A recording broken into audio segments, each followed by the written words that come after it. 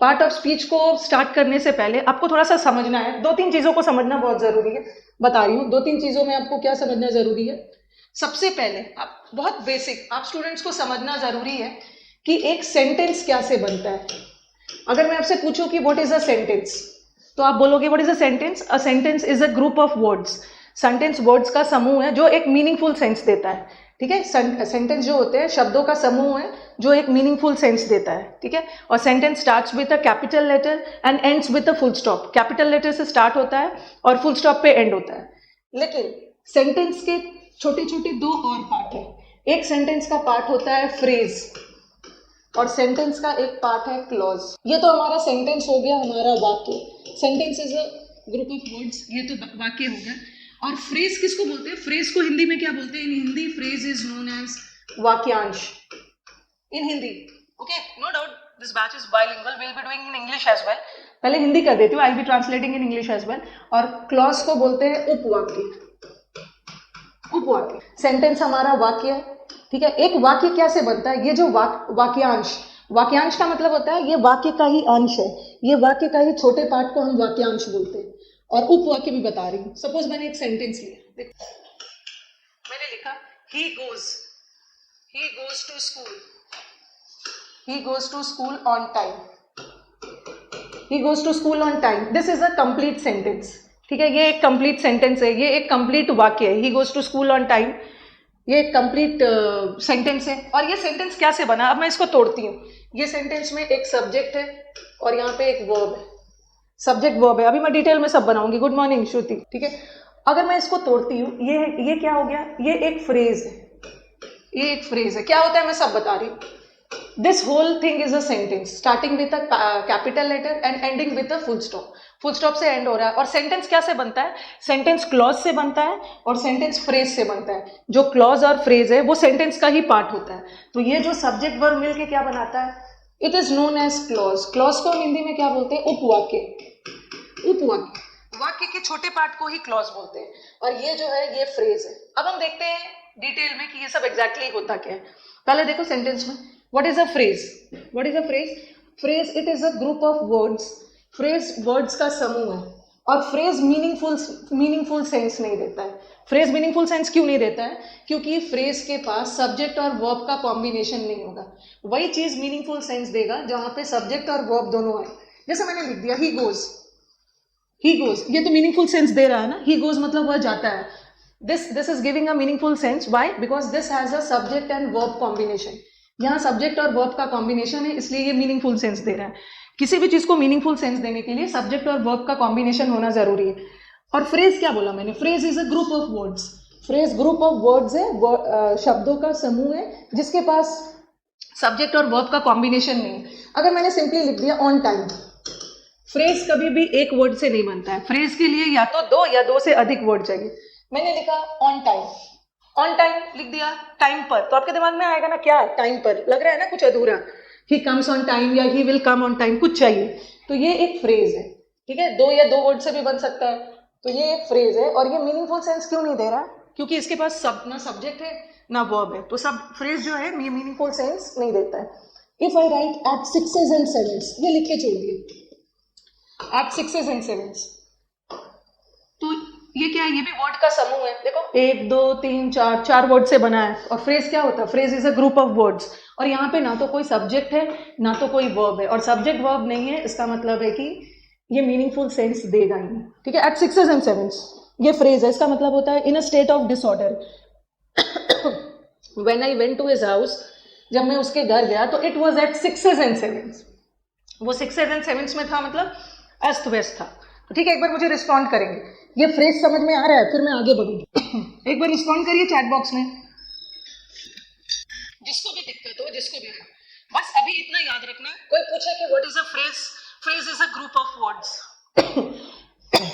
Yes, phrase group of words है। Phrase group of words है। और फ्रेज मीनिंगफुल सेंस देता है? नहीं, फ्रेज बिल्कुल भी मीनिंगफुल सेंस नहीं देता है। क्यों नहीं देता है? क्योंकि फ्रेज के पास सब्जेक्ट वर्ब होता ही नहीं। जहां सब्जेक्ट और वर्ब रहेगा वहीं तो मीनिंगफुल सेंस आएगा। ठीक है, सेंटेंस देखो। यस, इसका डेफिनेशन याद नहीं रखना है। एग्जाम में ये थोड़ी आने वाला है what is a phrase, right the definition of phrase giving examples, वो सब आने वाला नहीं है, क्योंकि ये क्यों जरूरी है अभी मैं आपको बताऊंगी। ये सब वर्ड मैं यूज करूंगी फ्रीक्वेंटली कि देखो ये एक फ्रेज है, तो आपको पता होना चाहिए ना कि ये फ्रेज क्या होता है। फ्रेज वर्ड्स का समूह होता है, वर्ड्स के समूह को फ्रेज बोलते हैं।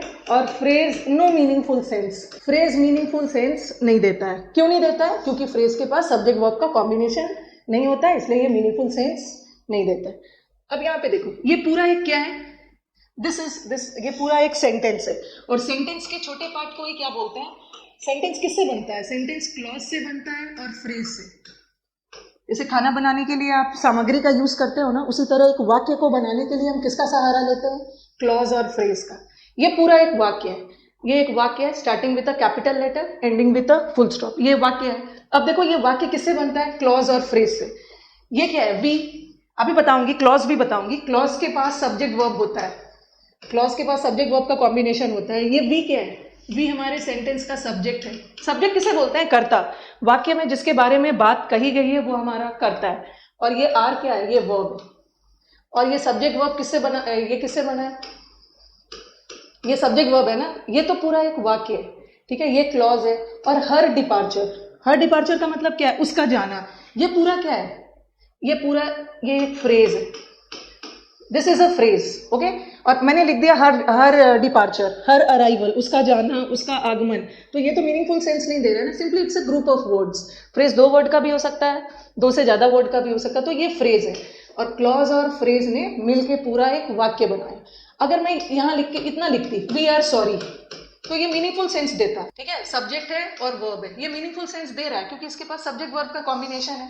तो क्लॉज भी मीनिंगफुल सेंस देता है, बट ये तो फ्रेज है, ये मीनिंगफुल सेंस नहीं देता है। डिटेल में हम पढ़ेंगे, फ्रेज के बहुत सारे टाइप्स होते हैं। नो, ऐसा कुछ नहीं है। हाँ, ऐसा कुछ नहीं है कि सेंटेंस में कोई काम कर रहा है तभी सब्जेक्ट होगा। सेंटेंस में जिसके बारे में बात कही गई है वो भी सब्जेक्ट है। इट्स नॉट नेसेसरी कि subject is always the doer. Subject के बारे में हम सब्जेक्ट के स्टेट भी बता सकते हैं, वो सब हम आगे करेंगे, ठीक है। अब आ जाओ नेक्स्ट। पहले चीजों को ना बहुत डिटेल में पढ़ना होगा, तब जाके चीजें क्लियर हो जाएगी। ये देखो, ही वर्क्स, ही सब्जेक्ट है और ये वर्ब है, और ये सब्जेक्ट वर्ब मिलके ये सेंटेंस का ही, ये पूरा एक सेंटेंस है और एक सेंटेंस का ही पार्ट है जिसमें सब्जेक्ट वर्ब है, ये क्लॉज होगी। और अगर मैंने लिख दिया वेरी स्लोली, वेरी सिंपली बोला वेरी स्लोली, तो आपको लगेगा क्या वेरी स्लोली? बहुत धीरे, अधूरा लग रहा है। अधूरा इसलिए लग रहा है क्योंकि यहाँ पे सब्जेक्ट वर्ब का कॉम्बिनेशन नहीं है, तो ये फ्रेज हो गया, ये फ्रेज है, ये क्लॉज है। फिर देखो इन द एंड, मैंने इन द एंड बोल के छोड़ दिया, अंत में, तो आप बोलोगे ना कि मैम अधूरा लग रहा है, आगे कुछ बोलिए। तो ये फ्रेज है क्योंकि phrase is a group of words, ठीक है। फ्रेज सिर्फ वर्ड्स का ग्रुप होता है। बट ये देखो, we all have to die, ये तो एक क्लॉज हो गया क्योंकि इसके पास सब्जेक्ट वर्ब का कॉम्बिनेशन है ना, सब्जेक्ट भी है साथ में वर्ब भी है, ठीक है। फ्रेज कहाँ से कहाँ तक होता है अभी मैं बताऊंगी, ऐसा थोड़ी होता है। हाँ, सब बता रही हूँ। और ही is a man of kind nature, अगर मैं इतना दूर तक बोलूं तो ये सही है, ही इज अ मैन, वो एक आदमी है, ये क्लियर है, ये मीनिंगफुल सेंस दे रहा है। क्यों? क्योंकि इसके पास सब्जेक्ट और वर्ब का कॉम्बिनेशन है, ठीक है। तो ये क्या हो गया? जहां पे सब्जेक्ट वर्ब का कॉम्बिनेशन है वो क्लॉज है। क्लॉज का मतलब होता है उपवाक्य, वाक्य के छोटे पार्ट को ही, वाक्य के अंश को ही क्लॉज बोलते हैं। अगर मैंने बोला काइंड नेचर, काइंड नेचर में कोई मीनिंग नहीं आ रहा है, कोई मीनिंग नहीं आ रहा है क्योंकि यहाँ सब्जेक्ट वर्ब नहीं है, तो ये फ्रेज हो गया, फ्रेज। तो होपफुली आप लोगों को क्लॉज और फ्रेज में, फर्स्ट स्लाइड में बस मुझे बताना था कि क्लॉज और फ्रेज में क्या डिफरेंस होता है। और फ्रेज के भी बहुत सारे टाइप्स होते हैं, अभी बता रही हूँ। अभी बहुत चीजें हैं सीखने के लिए, जहाँ सब्जेक्ट क्या होता है, ऑब्जेक्ट क्या होता है, बहुत बारीकी से, बहुत बेसिक से हमें सीखना है, ओके। अब देखो, ये भी फ्रेज था, ये भी फ्रेज था, और यहाँ पे ये भी फ्रेज था। फ्रेज के बहुत सारे टाइप्स होते हैं, ठीक है। एक नाउन फ्रेज होता है, एडवर्ब फ्रेज होता है, एडजेक्टिव फ्रेज होता है। बट याद रखना है, जैसे मैंने अकेला लिखा, देखो मैंने अकेला लिखा इन, मैंने इन लिखा, तो इन क्या है? इन प्रेपोजिशन। इन को मैं फ्रेज क्यों नहीं बोल सकती हूँ? पहले मुझे बताओ, इन तो प्रेपोजिशन है, बट इनको मैं फ्रेज क्यों नहीं बोल सकती? एक बार आंसर बताइए। Yes, Mohanlal, Shravan has given the correct answer. इसको मैं फ्रेज इसलिए नहीं बोलूंगी ना क्योंकि फ्रेज होने के लिए, phrase is a group of words, but in तो एक ही वर्ड है। अगर मैंने ऐसा लिख दिया in the morning, in the morning, ये हो गया आपका फ्रेज, ये फ्रेज हो गया, ठीक है। 3 वर्ड से बना हुआ है, ओके। अब देखो तीनों फ्रेज है, यहाँ भी फ्रेज है, यहाँ भी फ्रेज है, यहाँ भी फ्रेज है। अब मुझे बताओ कि ये कौन सा फ्रेज है? ये डिपार्चर क्या है? डिपार्चर का पार्ट ऑफ स्पीच क्या है? कुछ बच्चों को लगेगा कि मैम कैसे पता चलेगा कि डिपार्चर नाउन है, वो सब अभी हम नेक्स्ट स्लाइड में करेंगे। डिपार्चर क्या है? What is departure? At least 2 words should be there. Yes you are right. Departure noun है। डिपार्चर का मतलब होता है पलायन, जाना, तो डिपार्चर नाउन है। तो इसको हम क्या बोलेंगे? Noun phrase. Noun phrase, phrase तो है बट कैसा वाला? Noun phrase. फिर ये देखो यहाँ पे he works very slowly. Slowly किसकी विशेषता बता रहा है? ही स्लोली नहीं है, ही स्लोली वर्क करता है और वर्क वर्ब है, और वर्ब की विशेषता बताने वाले वर्ड्स क्या होते हैं? क्रिया की विशेषता बताने वाले वर्ड्स क्रिया विशेषण। तो ये हमारा क्या हो गया? Adverb phrase. Okay, this is an adverb phrase. Next देखो, इन द एंड। ये इन क्या है? इन प्रेपोजिशन है, तो ये भी फ्रेज है, बट ये कौन सा फ्रेज हो गया? ये प्रेपोजिशन फ्रेज हो गया। ठीक है, अब देखो काइंड नेचर। काइंड, उसका नेचर बहुत काइंड है, दयालु है, और दयालु किसी की विशेषता बता रहा है। विशेषता बताने वाले वर्ड्स एडजेक्टिव होते हैं। So this is an adjective phrase. समझ में आ गया? पहला स्लाइड समझ में आ गया। फ्रेज, ये सब पे टाइम देना इसलिए जरूरी है ना, क्योंकि नेक्स्ट टॉपिक आपका वर्ब होगा। वर्ब, और मैं आपको वर्ब पढ़ाने में करीब 10 से 15 दिन लग जाएगा। आप बोलोगे मैम इतना टाइम क्यों लोगे? आप खुद समझोगे, क्योंकि बच्चे मुझे जब आगे सिलेबस जाता है ना तो वो बोलते हैं कि मैम एक बार वर्ब पढ़ लेने के बाद ना सारी चीजें बहुत ईजी लगने लगती है, वर्ब को बहुत डिटेल में पढ़ना है। चलो ये वाला चीज क्लियर है। ओके, अब चलो आगे चलते हैं। नेक्स्ट वाला, अभी तो हमने फ्रेज समझा, अब नेक्स्ट वाला आ जाओ क्लॉज। क्लॉज को हिंदी में क्या बोलते हैं? क्लॉज को हिंदी में हम बोलते हैं उपवाक्य। वाक्य के छोटे पार्ट को ही उपवाक्य बोलते हैं। फ्रेज तो मीनिंगफुल सेंस नहीं देता है, क्योंकि फ्रेज के पास सब्जेक्ट वर्ब का कॉम्बिनेशन नहीं होता है, बट क्लॉज के पास सब्जेक्ट वर्ब का कॉम्बिनेशन होता है। क्लॉज के पास सब्जेक्ट और वर्ब होगा, और जहां सब्जेक्ट वर्ब होगा वहां पे मीनिंगफुल सेंस देगा। क्लॉज मीनिंगफुल सेंस देता है, लेकिन इसके पीछे एक और चीज है। ठीक है, क्लॉज के पास सब्जेक्ट वर्ब का कॉम्बिनेशन होता है, और क्लॉज सब्जेक्ट वर्ब का कॉम्बिनेशन है तो मीनिंगफुल सेंस देगा, बट कभी कभी क्लॉज मीनिंगफुल सेंस देता भी है और कभी कभी नहीं भी देता है। ओके, कभी कभी क्लॉज मीनिंगफुल सेंस देता भी है, कभी कभी नहीं भी देता है। इसके पहले मैंने जितना भी सेंटेंस दिया था सब में एक ही क्लॉज रखा था, बट कभी कभी हमारे वाक्य में 2 क्लॉज आ जाता है। पहले इसको समझो। ये सेंटेंस देखो, if he comes I will go. अगर वो आता है तो मैं जाऊंगा। ये पूरा क्या है? This whole part is a sentence. यहां से लेकर यहां तक एक वाक्य है। Okay, sentence starts with a capital letter and ends with a full stop. Sentence में जरूरी नहीं है कि एक ही क्लॉज हो, सेंटेंस में 2 क्लॉज भी हो सकता है, कभी कभी सेंटेंस में 3 क्लॉज भी हो सकता है। ये क्या है हमारा? ये सब्जेक्ट है, और ये क्या है? वर्ब है। ये सब्जेक्ट वर्ब हो गया। यहाँ देखो फिर से एक सब्जेक्ट है और यहाँ पे वर्ब है। ठीक है, ये पूरा तो एक सेंटेंस है, बट ये सेंटेंस 2 क्लॉज से बना है। सेंटेंस के छोटे पार्ट को ही क्लॉज बोलते हैं। क्लॉज में भी सब्जेक्ट वर्ब आता है। अब देखो ये भी क्लॉज है और ये भी क्लॉज है, दोनों क्लॉज है। और अभी मैंने बोला कि क्लॉज के पास सब्जेक्ट वर्ब होता है तो मीनिंगफुल सेंस देना चाहिए, बट कभी कभी क्लॉज मीनिंगफुल सेंस नहीं भी देता है।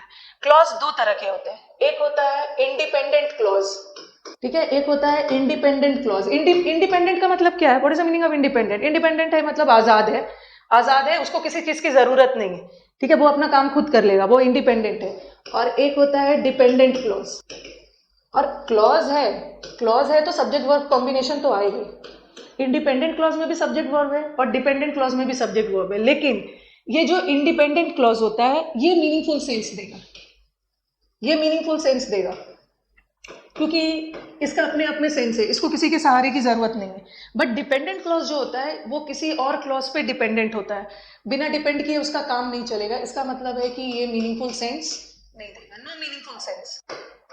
Okay, no meaningful sense. अब ये सेंटेंस देखो, अगर मैंने ये भी तो क्लॉज है, अगर मैंने इतना बोल के छोड़ दिया इफ ही कम्स, तो ये भी तो क्लॉज है, सब्जेक्ट वर्ब है, बट क्या ये मीनिंगफुल सेंस दे रहा है? इफ ही कम्स, अगर वो आता है, और मैंने ये बोल के छोड़ दिया अगर वो आता है, तो ये मीनिंगफुल सेंस नहीं दे रहा है ना। आपको लगेगा क्या आगे कुछ वाक्य आना चाहिए ना, अगर वो आता है तो मैं जाऊंगा, अगर वो आता है तो मैं उसकी हेल्प करूंगा। तो ठीक है, ये क्लॉज है, लेकिन ये कैसा वाला क्लॉज है? ये डिपेंडेंट है। ठीक है, ये डिपेंडेंट है, इसको आगे किसी क्लॉज की जरूरत पड़ेगी, तो ये डिपेंडेंट क्लॉज है, और डिपेंडेंट क्लॉज मीनिंगफुल सेंस नहीं देगा। अगर मैंने सिंपली ये वाले क्लॉज को लिखा होता आई विल गो, तो ये तो सही है, मैं जाऊंगा, इसको किसी चीज के सहारे की जरूरत नहीं है, ये अपने आप में आजाद है, ये इंडिपेंडेंट है। तो इंडिपेंडेंट क्लॉज मीनिंगफुल सेंस देता है, डिपेंडेंट क्लॉज मीनिंगफुल सेंस नहीं देता है। तो ऐसी बात नहीं है कि ठीक है क्लॉज के पास सब्जेक्ट वर्ब का कॉम्बिनेशन है, क्लॉज के पास सब्जेक्ट वर्ब है, बट इसका मतलब नहीं है कि सब्जेक्ट वर्ब है तो वो मीनिंगफुल सेंस देगा ही, ठीक है, कभी कभी नहीं भी देता है। कौन वाला नहीं देता है? जो डिपेंडेंट क्लॉज है उसके पास सब्जेक्ट वर्ब का कॉम्बिनेशन होते हुए भी मीनिंगफुल सेंस नहीं देता है, क्योंकि वो किसी दूसरे क्लॉज पे आश्रित है। बट इंडिपेंडेंट वाला मीनिंगफुल सेंस देता है। ये सेंटेंस देख लो, इफ ही कम्स, ये भी क्लॉज है, ये भी क्लॉज है, बट इफ ही कम्स ये क्या है? ये अधूरा है, ये डिपेंडेंट है, और ये क्या है? इंडिपेंडेंट। तो इंडिपेंडेंट वाला मीनिंगफुल सेंस देता है, डिपेंडेंट वाला नहीं देगा। ही said that he would come, he said that he would कम, यहाँ पे तो दो क्लॉज था, एक डिपेंडेंट था, एक इंडिपेंडेंट था। अब ये सेंटेंस देखो, अब ही सेड, ही क्या है? सब्जेक्ट, और ये वर्ब, सब्जेक्ट वर्ब मिलके क्लॉज बना रहा है। अगेन देखो, ही क्या है? सब्जेक्ट, और ये सब्जेक्ट वर्ब मिलके क्या बना रहा है? क्लॉज। अब मुझे बताओ कि यहाँ पे कौन सा क्लॉज है? डिपेंडेंट है कि इंडिपेंडेंट है? चलिए अभी आंसर करिए, अब मैं आंसर पूछ रही हूँ, अपना कमेंट्स दीजिए। ये भी एक क्लॉज है, ये भी एक क्लॉज है। मैंने लिखा ही सेड, उसने कहा, तोड़ा मैंने। ये कौन सा क्लॉज है? विधि Kapoor in yes, he said, उसने कहा। आप छोटे बच्चों के बुक्स में देखते हो, छोटे छोटे सेंटेंसेस लिखे हुए होते हैं।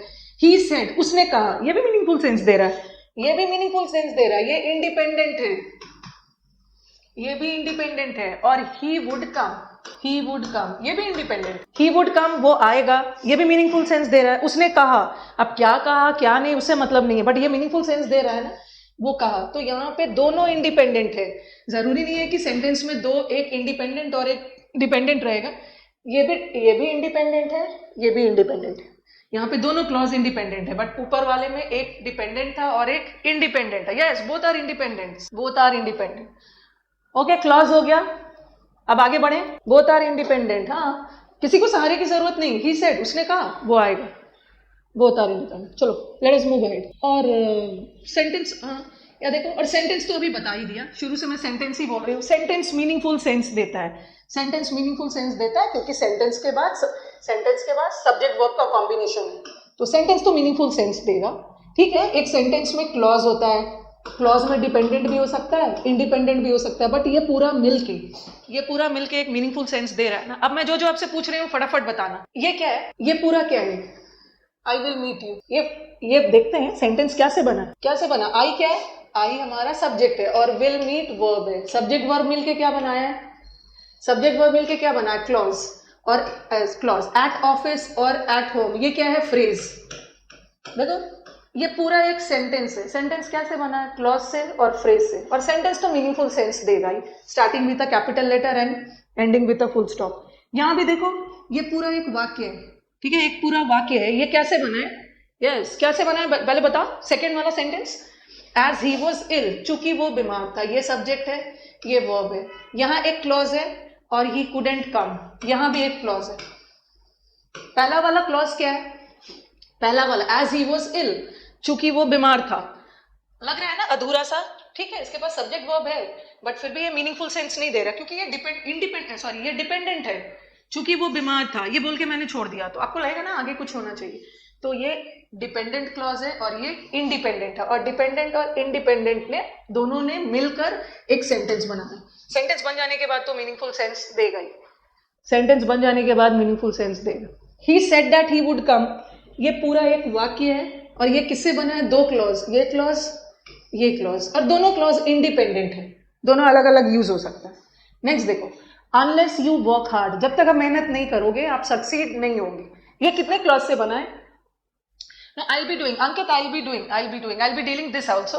You are right. Can we say independent clauses are sentences? Yes, I got your point. चलिए आंसर दीजिए, क्लास को इंटरैक्टिव बनाइए। Here there are two clauses. ये सब्जेक्ट है, वर्ब है, यहाँ एक क्लॉज है, और देखो यहाँ जहाँ भी सब्जेक्ट वर्ब का कॉम्बिनेशन आ गया वो क्लॉज हो गया। यहाँ पे दो क्लॉज है। पहला वाला क्लॉज क्या है? पहला वाला क्लॉज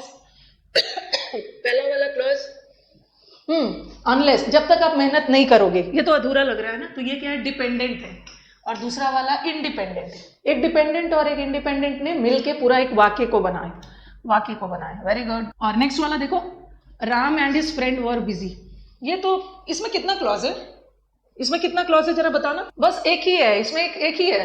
ये पूरा तो एक सेंटेंस हो गया, सब्जेक्ट आ गया, वर्ब आ गया, ये तो पूरा एक वाक्य हो गया। ओके, चलो अब हम आगे बढ़े। होपफुली आप स्टूडेंट्स को, मुझे बस सबसे पहले स्लाइड में क्लियर करना था, सबसे पहले स्लाइड में मुझे ये क्लियर करना था ताकि आगे जाके दिक्कत ना हो। जब मैं आपको टेंस पढ़ाऊंगी ना, टेंस पढ़ाऊंगी तो बोलूंगी कि अगर हमारा प्रिंसिपल क्लॉज पास्ट में है, सबऑर्डिनेट भी पास्ट में होना चाहिए, तो उस समय आपको पता होना चाहिए ना कि आखिर क्लॉज होता क्या है, आखिर फ्रेज होता क्या है और आखिर सेंटेंस होता क्या है।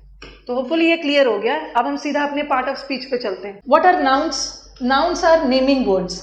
हर वो चीज जिसको आप नाम दे सकते हैं वो नाउन है। हमारे वर्ल्ड का, हमारी दुनिया के आधा से अधिक सब चीज नाउन है। हर वो चीज है जिसको आप नाम दे सकते हो। ये स्क्रीन है, कैमरा है, स्टूडेंट है, टीचर है, सब नाउन है। ठीक है, हाँ, हर वो चीज जिसको आप नाम दे सकते हो वो नाउन है, जिसको हम संज्ञा बोलते हैं। ठीक है, और संज्ञा के बदले आने वाले वर्ड्स प्रोनाउन होते हैं। नाउन के बदले आने वाले वर्ड्स प्रोनाउन है, और इसको हम नाउन के बदले क्यों यूज करते हैं? नाउन बार बार रिपीट ना हो। ठीक है, जैसे Ram is a good boy, Ram goes to school on time, Ram is very busy, Ram Ram Ram Ram 10 बार नहीं बोल रहे हैं, राम की जगह मैं ही लगाऊंगी। तो प्रोनाउन को हम इसलिए लगाते हैं ताकि नाउन बार बार रिपीट ना हो। बट ये तो छोटा सा डेफिनेशन था, प्रोनाउन बहुत लेंथी चैप्टर है, जब हम प्रोनाउन करेंगे तब पढ़ेंगे। अब आ जाओ, अब बोलोगे कि और जो काम नाउन करता है वही काम प्रोनाउन भी करेगा।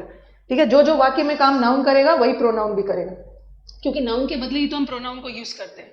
ओके, नेक्स्ट वाला सेंटेंस देखो। अब हम नाउन को आइडेंटिफाई कैसे करें, और नाउन को आइडेंटिफाई करने का और बहुत सारा तरीका है, वो सब हम आने वाले क्लासेस में करेंगे। ठीक है, जब भी आप वाक्य में हु का, हुम का या व्हाट का जवाब मांग रहे हो, जब वाक्य में हु, हुम या व्हाट का जवाब आए, तो वो हु, हुम और व्हाट का जवाब कौन देता है? नाउन देता है। जैसे मैंने लिखा he did the work, he did the work, उसने काम को किया। अगर ही छोड़ो, मैंने लिखा राम डिड द वर्क। अब जवाब मांग रहे हो किसने किया? Who did the work, who did the work? Ram. इसका मतलब है कि राम नाउन है। राम ने क्या किया? क्या किया? राम ने वर्क को किया। क्या का जवाब आ? Ram did what? Ram did the work. तो व्हाट का जवाब आ रहा है या हु का जवाब आ रहा है, तो वो नाउन। फिर मैंने लिखा Ram helped me, Ram help me, या राम हेल्प श्याम, ऐसा कुछ लिख दिया। अभी मैं बहुत सारे सेंटेंसेस दे रही हूँ। राम क्या हमारा? Ram is who. जवाब पूछो हु, किसने हेल्प की? राम ने हेल्प की। और हु का जवाब आ रहा है, इसका मतलब है राम ने किसकी हेल्प की? किसकी? श्याम की। हुम डिड राम हेल्प, और होम का जवाब आ रहा है, तो that is also a noun. ठीक है, अभी मैं बहुत सारे सेंटेंसेस दूंगी। नाउन को आइडेंटिफाई करने का तरीका ना सिर्फ हु, हुम और व्हाट नहीं है। और एक चीज ध्यान रखना है, एग्जाम में जाके अब आपके पास इतना टाइम नहीं है ना कि वहां सेंटेंस मिल गया और हु और हुम का जवाब मांग रहे हो। इसके अलावा नाउन का आइडेंटिफिकेशन का और भी तरीका है, और भी चीजें हम आगे पढ़ेंगे। यस, अभी मैंने जो पढ़ाया ना, हु का, हुम का और व्हाट का जवाब मांगोगे तो नाउन आएगा। ठीक है, अब सेंटेंस में आप मुझे बताओ। देखो, Shakespeare was a dramatist. Shakespeare एक व्यक्ति का नाम है, और कोई भी व्यक्ति का नाम नाउन होता है। ड्रामेटिस्ट, जो ड्रामा लिखते हैं, ड्रामा लिखने वाला भी कोई व्यक्ति होगा ना, और किसी व्यक्ति वस्तु भी नाउन ही होता है, नाउन। अब ये बताओ, अभी मैंने आपको बोला कि व्हाट, हु और हुम का जवाब मांगोगे तो आपको ऑटोमेटिकली वाक्य में नाउन मिल जाएगा। हाँ, चलो मुझे बताओ, शेक्सपियर, यहाँ पे किसका जवाब आ रहा है? फटाफट आंसर देना शुरू करिए। किसका जवाब आ रहा है? किसका जवाब आ रहा है? हु। किसने? कौन ड्रामेटिस्ट है? ड्रामेटिस्ट कौन है? शेक्सपियर है। Who is dramatist? हु। कौन? शेक्सपियर। तो हु का जवाब आ रहा है, हु का। और देखो, Shakespeare was a dramatist. Shakespeare was what? Shakespeare क्या थे? शेक्सपियर ड्रामेटिस्ट थे। व्हाट का भी जवाब आ रहा है, इसलिए नाउन है। हु का भी जवाब आ रहा है, इसलिए नाउन है। बड़ा आप कमेंट बॉक्स में देते जाइएगा आंसर। हैरी कौन है? हैरी एक व्यक्ति है। Who? Harry broke the window. Harry ने क्या ब्रोक किया? What did Harry break? Harry ने किसको ब्रेक किया? तोड़ा? विंडो को। तो व्हाट का जवाब भी आ रहा है, तो विंडो नाउन है। ठीक है, ये भी नाउन है। और बहुत सारी चीजें नाउन पहचानने का एक और तरीका है। देखो, यहाँ पे द लगा है। द क्या है? आर्टिकल है। और आर्टिकल किसके साथ लगता है? आर्टिकल नाउन के साथ लगता है, नाउन के साथ। Next, Ravi invited it friends yesterday. किसने इन्वाइट किया? Who invited? रवि। किसको? फ्रेंड्स को। तो हु और हुम का भी जवाब मिल रहा है, हु और हुम का जवाब मिल रहा है। नेक्स्ट, द जज ऑर्डर्ड। किसने ऑर्डर किया? जज ने। द जज ऑर्डर्ड द आयरन्स। आयरन्स का मतलब होता है बेड़ियां, जंजीरें। क्या चीज हटाना है? क्या? प्रिजनर, कैदी के क्या चीज को हटाना है? क्या चीज के? जंजीरों को। क्या? व्हाट? किसका? हुम। किसका? हुम। प्रिजनर का, होम का, किसकी जगह, होम आयरन, किसका आयरन, या हुज, यहाँ पे हुज लगा दो, किसका, प्रिजनर का, तो कैदी के लिए भी हो गया हमारा, नाउन हो गया, नाउन हो गया। Next, Gandhi ji had propose the path of non violence, Gandhi ji ने सुझाव दिया कि हमें अहिंसा का पाथ फॉलो करना चाहिए। किसने एडवाइस किया, गांधी जी ने, किसने, गांधी जी, गांधी जी हमारा नाउन है, गांधी जी हमारे नाउन है। गांधी जी ने प्रपोज द पाथ, क्या चीज के लिए किया, क्या चीज के लिए, पाथ के लिए, ठीक है। यहाँ व्हाट का जवाब आ रहा है, what, the path of non violence. और आगे मैं बताऊंगी क्या नॉन वायलेंस, किसका पाथ, और नॉन वायलेंस भी हमारा नाउन है, या ये भी व्हाट का जवाब दे रहा है, non violence. Next sentence, the painter climbed up the ladder, painter ने क्लाइंब किया, किसने, पेंटर ने, वो क्या क्लाइंब किया, लैडर, सीढ़ी, क्लाइंब्ड अप द लैडर, सीढ़ी को क्लाइंब किया, तो यहाँ व्हाट का जवाब आ रहा है। और क्या करने के लिए, बिल्डिंग, किसको पेंट करने के लिए, व्हाट, किसको पेंट करने के लिए, बिल्डिंग को, तो ये सारे noun. Next, I need some money, I मतलब हु, किसको पैसे चाहिए, मुझे, क्या क्या क्या चाहिए, आई नीड, मुझे क्या चाहिए, व्हाट, मुझे पैसे चाहिए, ठीक है। टू बाय स्पेक्टिकल्स, क्या खरीदने के लिए, चश्मा खरीदने के लिए, तो व्हाट और हुम और हु का जब भी आंसर मांगते हो तो ये नाउन देता है, ठीक है, नाउन, नाउन। और एक तो मैंने बताया नाउन को आइडेंटिफाई करने के लिए आप क्वेश्चन पूछो व्हाट, हु और हुम। और दूसरा, नाउन किसके साथ यूज होता है, नाउन को आइडेंटिफाई करने का एक और तरीका है, किसी भी वर्ड के पहले आर्टिकल लगा है ना, इसका मतलब है नाउन है। नाउन आर्टिकल्स के साथ भी यूज होता है, नाउन एडजेक्टिव के साथ भी यूज होता है। क्यों, क्योंकि एडजेक्टिव क्या होता है, एडजेक्टिव ही तो नाउन और प्रोनाउन की विशेषता बताता है, नाउन और प्रोनाउन की विशेषता बताने वाले वर्ड्स एडजेक्टिव्स होते हैं। फिर आ जाओ प्रेपोजिशन, प्रेपोजिशन इसका नाम ही है, प्रेपोजिशन का प्री का मतलब है पहले, और पोजिशन का मतलब है स्थान। तो प्रेपोजिशन का स्थान किसके पहले आता है, प्रेपोजिशन किसके पहले होता है, नाउन या प्रोनाउन से पहले। तो नाउन आइडेंटिफाई करने का एक और तरीका है कि अगर प्रेपोजिशन आ गया है तो याद रखना है कि प्रेपोजिशन के जस्ट बाद नाउन होता है, या नाउन प्रेपोजिशन के पहले लगता है। एक सेंटेंस देखो, यहाँ देखो, ये मैंने अभी करवाया था, ये देखो यहाँ पर प्रेपोजिशन आपको दिख रहा होगा, ये देखो प्रेपोजिशन, और प्रेपोजिशन के जस्ट बाद नाउन। यहाँ भी देखो ये प्रेपोजिशन था, प्रेपोजिशन के जस्ट बाद नाउन, यहाँ भी क्लाइंब्ड अप प्रेपोजिशन है, प्रेपोजिशन के तुरंत बाद नाउन। तो नाउन पहचानने का एक और तरीका होता है, प्रेपोजिशन के जस्ट बाद नाउन आता है। ओके, अभी और भी सेंटेंसेस करते हैं। हाँ, अब देखो, the children found an egg in the nest, the children found an egg, ये भी नाउन है और ये भी नाउन है, एग किसी व्यक्ति, वस्तु, जगह का नाम नाउन है, और ये भी नाउन, ये भी नाउन। इसको कैसे पता किया कि आपने नाउन है, क्योंकि इसके पहले आर्टिकल लगा है, और आर्टिकल किसके साथ लगता है, नाउन के साथ। इसको भी कैसे पता किया नाउन है, यहाँ भी आर्टिकल लगा है, और बेस्ट भी कैसे पता चला नाउन है, इसके पहले आर्टिकल लगा है, आर्टिकल लगा हुआ। ओके, नेक्स्ट, गंगा के पहले भी आर्टिकल लगा है, नाउन है, गंगा नदी का नाम है। हाँ, अब एक चीज और देखो, ये जो है अब कुछ बच्चे बोलेंगे कि यस, ये जो सेक्रेड है ये एडजेक्टिव, ठीक है, नाउन की एडजेक्टिव है, और जहां एडजेक्टिव आया तो वहां तो नाउन होगा। आप मुझे आप बताओगे कि, अब बोलोगे कि मैम अभी तो आपने बोला कि आर्टिकल नाउन के साथ लगता है, ठीक है, आर्टिकल नाउन के साथ लगा है, बट यहाँ तो आपने एडजेक्टिव के पहले लगा दिया। सेक्रेड का मतलब होता है पवित्र, लेकिन आप मुझे बताओ कि ये आर्टिकल किसके लिए लगा है, सेक्रेड के लिए लगा है या रिवर के लिए, किसके लिए लगा है, किसके लिए लगा है, जल्दी से बताइए। एक और स्लाइड लेती हूँ अभी, जैसे मैंने लिखा he is a good boy, और आप मुझसे क्वेश्चन करोगे कि आपने तो बोला है कि आर्टिकल नाउन के साथ लगता है, आर्टिकल नाउन के साथ लगता है, बट गुड तो एडजेक्टिव है, बॉय नाउन है ना, कैसा बॉय, गुड बॉय, नाउन की विशेषता बताने वाले वर्ड्स एडजेक्टिव है, आपने तो यहाँ एडजेक्टिव के पहले लगाया, बट ये आर्टिकल एडजेक्टिव के लिए लगा ही नहीं। आर्टिकल कभी भी एडजेक्टिव के लिए नहीं लगता है, ये आर्टिकल लगा तो है किसके लिए, बॉय के लिए, और वहां पे रिवर, सेक्रेड के लिए नहीं लगा। इसे लिखा मैंने, the Ganga is a sacred river. Okay, Ganga is a sacred river, पवित्र नदी, ये नाउन है। गंगा कैसा रिवर है, नाउन की विशेषता बता रहा है एडजेक्टिव। तो एडजेक्टिव के पहले आर्टिकल आया है ना, तो ये आर्टिकल एडजेक्टिव के लिए नहीं है, लगा तो ये रिवर के लिए, सिंपली मैंने उस रिवर को की विशेषता बता दी, रिवर की विशेषता बता दी। यस, ऐसे लिखती, ऐसे मैं लिखती, ही इज अ गुड, गुड, क्या ये सेंस दे रहा है? आप कभी भी एडजेक्टिव के लिए आर्टिकल नहीं लगता है, ये सेंस नहीं दे रहा है, क्योंकि यहाँ पे हमारा कोई नाउन नहीं है, यहाँ हमारा एडजेक्टिव है। एडजेक्टिव के साथ कभी भी आर्टिकल नहीं लगता है। आर्टिकल लगता ही है नाउन के लिए। सिंपली क्या होगा, ही इज अ गुड नहीं होगा, ही इज गुड। अगर आपको अ रखने का मन है ना, अ रखने का मन है तो बाद में एक नाउन डालो, ही इज अ गुड बॉय। तो अल्टीमेटली ये जो आर्टिकल लगा है वो नाउन के लिए लगा है, सिंपली उस नाउन की विशेषता बता दी, नाउन की विशेषता बताइए। यस, ही इज गुड सही है। हाँ, तो वही चीज मुझे बताना था। अगेन ऑनर, ऑनर भी नाउन है, ऑनर सम्मान है, सम्मान भाव, सम्मान भी नाउन है, भाववाचक संज्ञा। इसके पहले भी आर्टिकल लगा है, आर्टिकल लगा है इसका मतलब है ये नाउन, ठीक है। और ये देखो टू प्रेपोजिशन है, और प्रेपोजिशन के साथ भी नाउन आता है। तो नाउन को आइडेंटिफाई करने का एक और तरीका होता है, आर्टिकल के बाद नाउन आता है, प्रेपोजिशन के बाद नाउन आएगा। He played a great role, he played a great role in her success. ये मुझे बताओ कि ये रोल क्या है, रोल क्या है? हाँ, ये सब बॉय भी हो सकता है। हाँ बताइए। रोल, रोल का मतलब होता है आपका किरदार, ये रोल भी नाउन है। कैसे पता किया कि ये नाउन है? How did you get to know कि ये रोल नाउन है? कैसे पता चला आपको?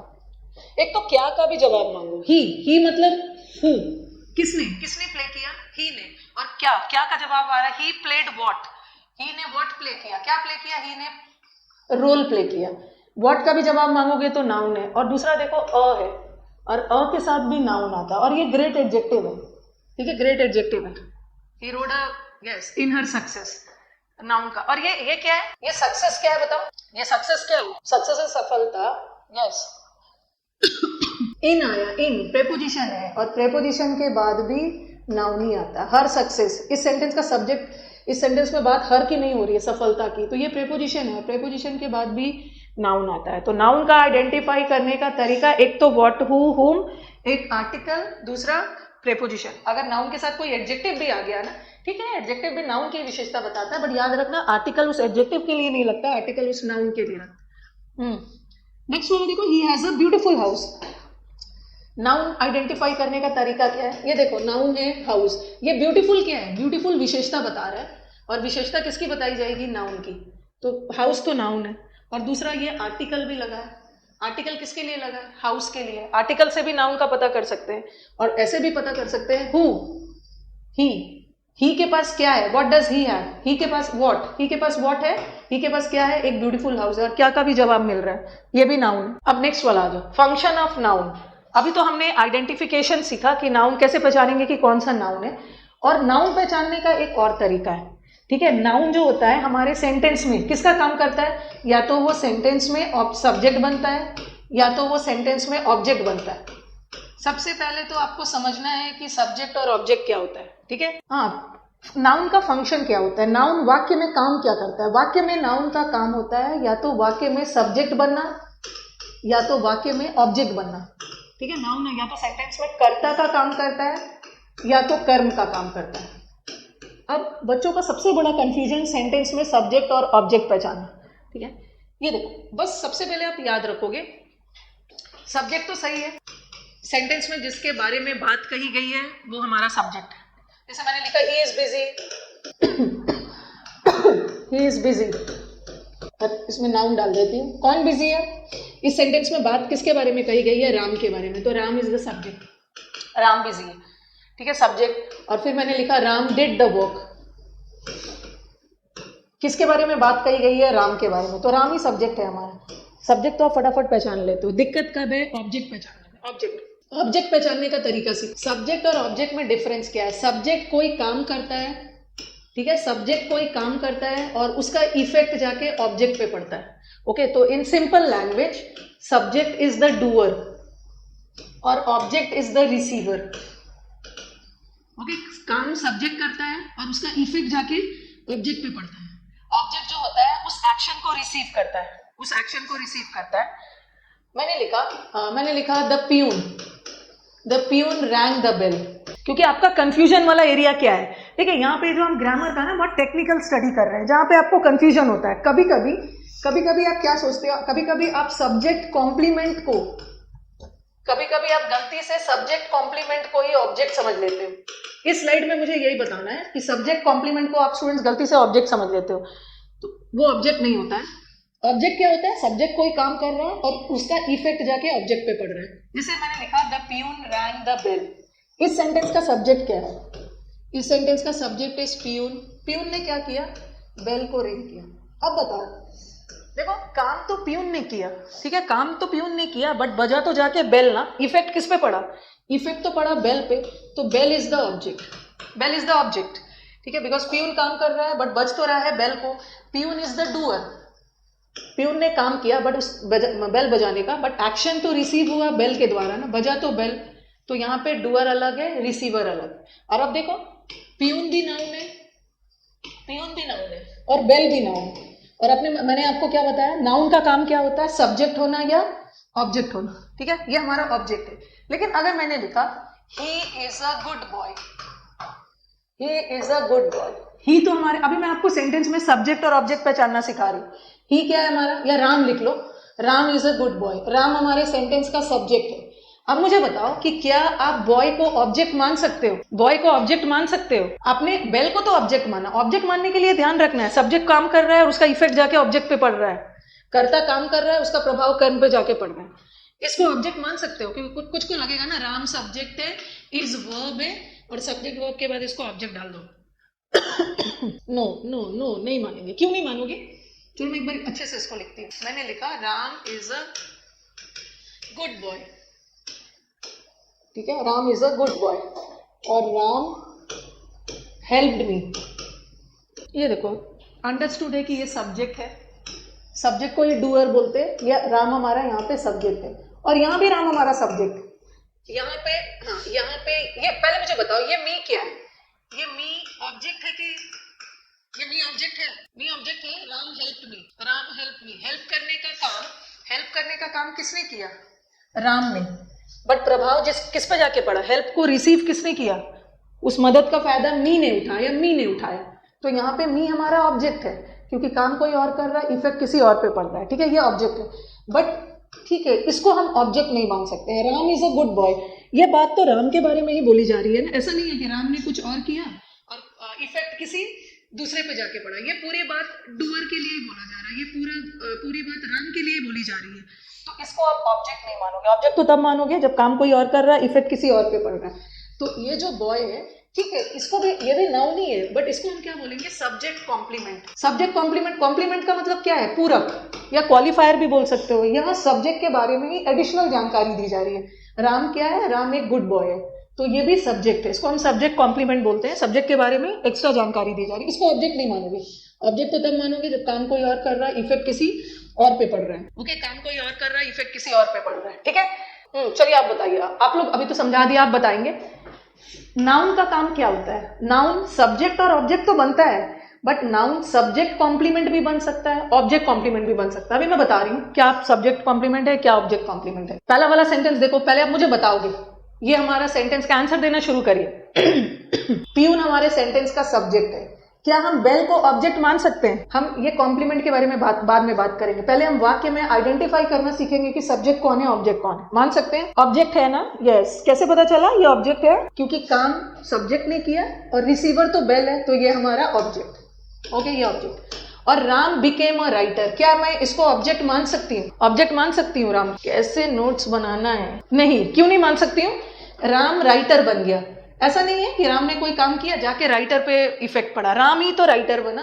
तो यहाँ राम सब्जेक्ट है और सब्जेक्ट के बारे में एडिशनल जानकारी दी जा रही है, तो ये ऑब्जेक्ट नहीं है, ये ऑब्जेक्ट नहीं है। इसको हम क्या बोलेंगे? इसको हम बोलेंगे सब्जेक्ट कॉम्प्लीमेंट। सब्जेक्ट के बारे में एक्स्ट्रा जानकारी दी जा रही है, पूरक है, सब्जेक्ट का पूरक है, सब्जेक्ट के बारे में एडिशनल जानकारी दी जा रही है, सब्जेक्ट कॉम्प्लीमेंट। यस। नेक्स्ट वाला, I as a teacher of English am teaching grammar. मैं एक इंग्लिश टीचर के रोल में आपको ग्रामर पढ़ा रही हूँ एज ए इंग्लिश टीचर। चलिए मुझे बताइए इस सेंटेंस का सब्जेक्ट कौन है? आई सब्जेक्ट है। I as a teacher of English, ये क्या है? ये टीचर भी नाउन ही है।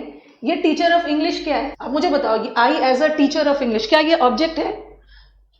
क्या ये ऑब्जेक्ट है? आई सब्जेक्ट है। सब्जेक्ट होने के लिए नाउन प्रोनाउन दोनों हो सकता है। प्रोनाउन जो काम नाउन करेगा वही काम प्रोनाउन भी करेगा। नहीं, क्योंकि मैं ही तो वो टीचर ऑफ इंग्लिश हूँ, मैं अपने बारे में एडिशनल जानकारी दे रही हूँ। तो ये क्या हो गया? ये सब्जेक्ट कॉम्प्लीमेंट हुआ।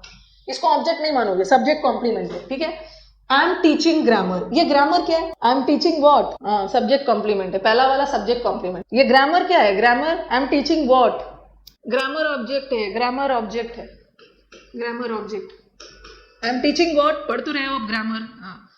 नेक्स्ट वाला सेंटेंस देखो, सर्कमस्टांसेस, परिस्थितियों ने दोनों भाई को दुश्मन बना दिया है। परिस्थितियों ने दोनों भाई को दुश्मन बना दिया।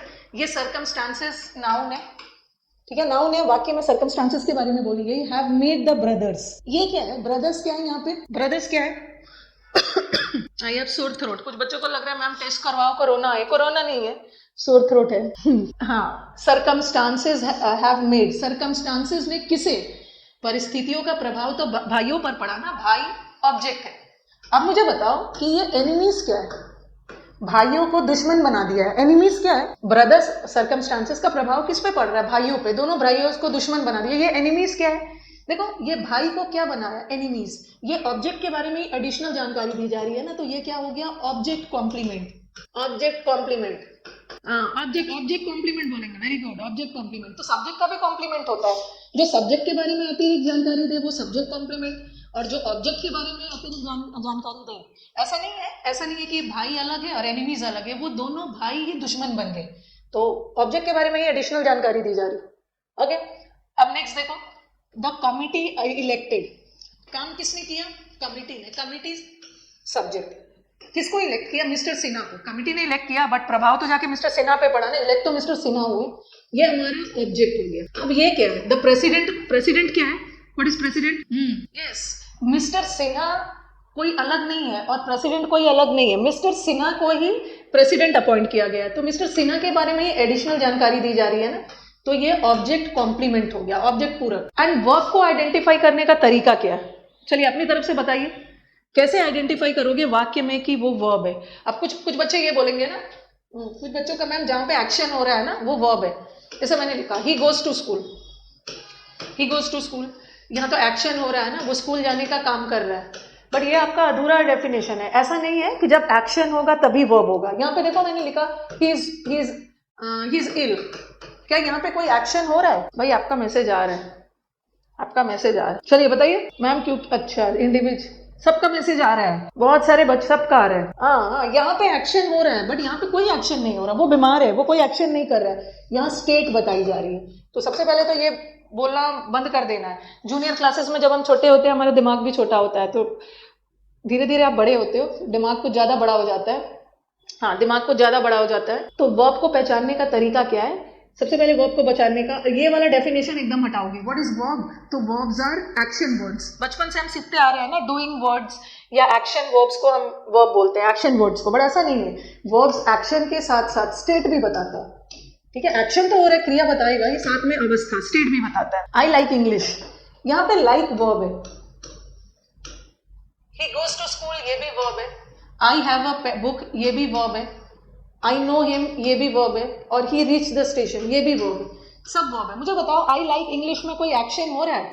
वर्ब जो है वो हमारा एक्शन तो बताएगा, साथ साथ वर्ब स्टेट भी बताता है, अवस्था, साथ साथ वर्ब पोजेशन भी बताता है। मालिकाना अधिकार के लिए भी हम वर्ब का यूज करते हैं। चलो बताओ, आई लाइक इंग्लिश, यहाँ पे कोई एक्शन नहीं हो रहा, बस एक स्टेट बताया जा रहा है। I like what? I like English, action नहीं हो रहा। ही गोज टू स्कूल, यहाँ पे एक्शन हो रहा है। आई हैव अ बुक, यहाँ एक्शन तो नहीं हो रहा है, पोजेशन बता रहा है। आई नो हिम, स्टेट बताई जा रही है। ही रीच्ड, उसने स्कूल पहुंचा, तो यहाँ पे एक्शन हुआ। तो वर्ब सिर्फ एक्शन नहीं बताते, स्टेट भी बता सकता है, पोजेशन भी बता सकता है। और वर्ब को पहचानने का तरीका क्या है? वर्ब को पहचानने का तरीका क्या है? आपने, ठीक है, थोड़ी बहुत टेंस तो पढ़ी ही होगी। टेंस पार्ट ऑफ स्पीच में नहीं आता है। टेंस को हम पार्ट ऑफ स्पीच में क्यों नहीं रखते हैं? पार्ट ऑफ स्पीच में जो 8 पार्ट ऑफ स्पीच है उसमें टेंस नहीं है, बट 8 पार्ट ऑफ स्पीच में वर्ब है। हमने इसलिए नहीं रखा है क्योंकि टेंस कोई पार्ट ऑफ स्पीच नहीं है, क्योंकि सेंटेंस के टेंस को डिसाइड करने के लिए हम किसका यूज करते हैं? वर्ब का। वर्ब, तो सेंटेंस का टेंस पहचानने के लिए हम वर्ब का यूज करते हैं। तो वर्ब को पहचानने का तरीका क्या है? जिस वर्ड से सेंटेंस का टेंस बदला जा सके उसको हम वर्ब बोलते हैं। जैसे गो है, गो प्रेजेंट में है, गोज प्रेजेंट में, अब मैं इसको पास करने के लिए वेंट लगा दिया, तो ये वर्ब हो गया। इस प्रेजेंट में है और मुझे इसको पास करना है, तो मैंने वॉज लगा दिया। हैज और हैव प्रेजेंट में है, इसको पास करने के लिए मैंने हैड लगा दिया। अब राम को तो मैं, राम का टेंस नहीं बदल सकती है ना, राम वर्ब नहीं है। तो जिस वर्ड से सेंटेंस का टेंस बदला जा सके, इसका मतलब है श्योर शॉर्ट वो वर्ब है।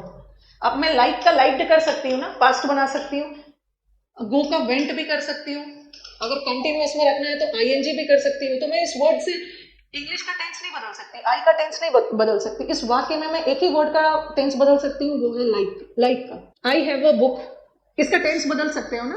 हैव का क्या कर सकते हो, हैड कर सकते हो।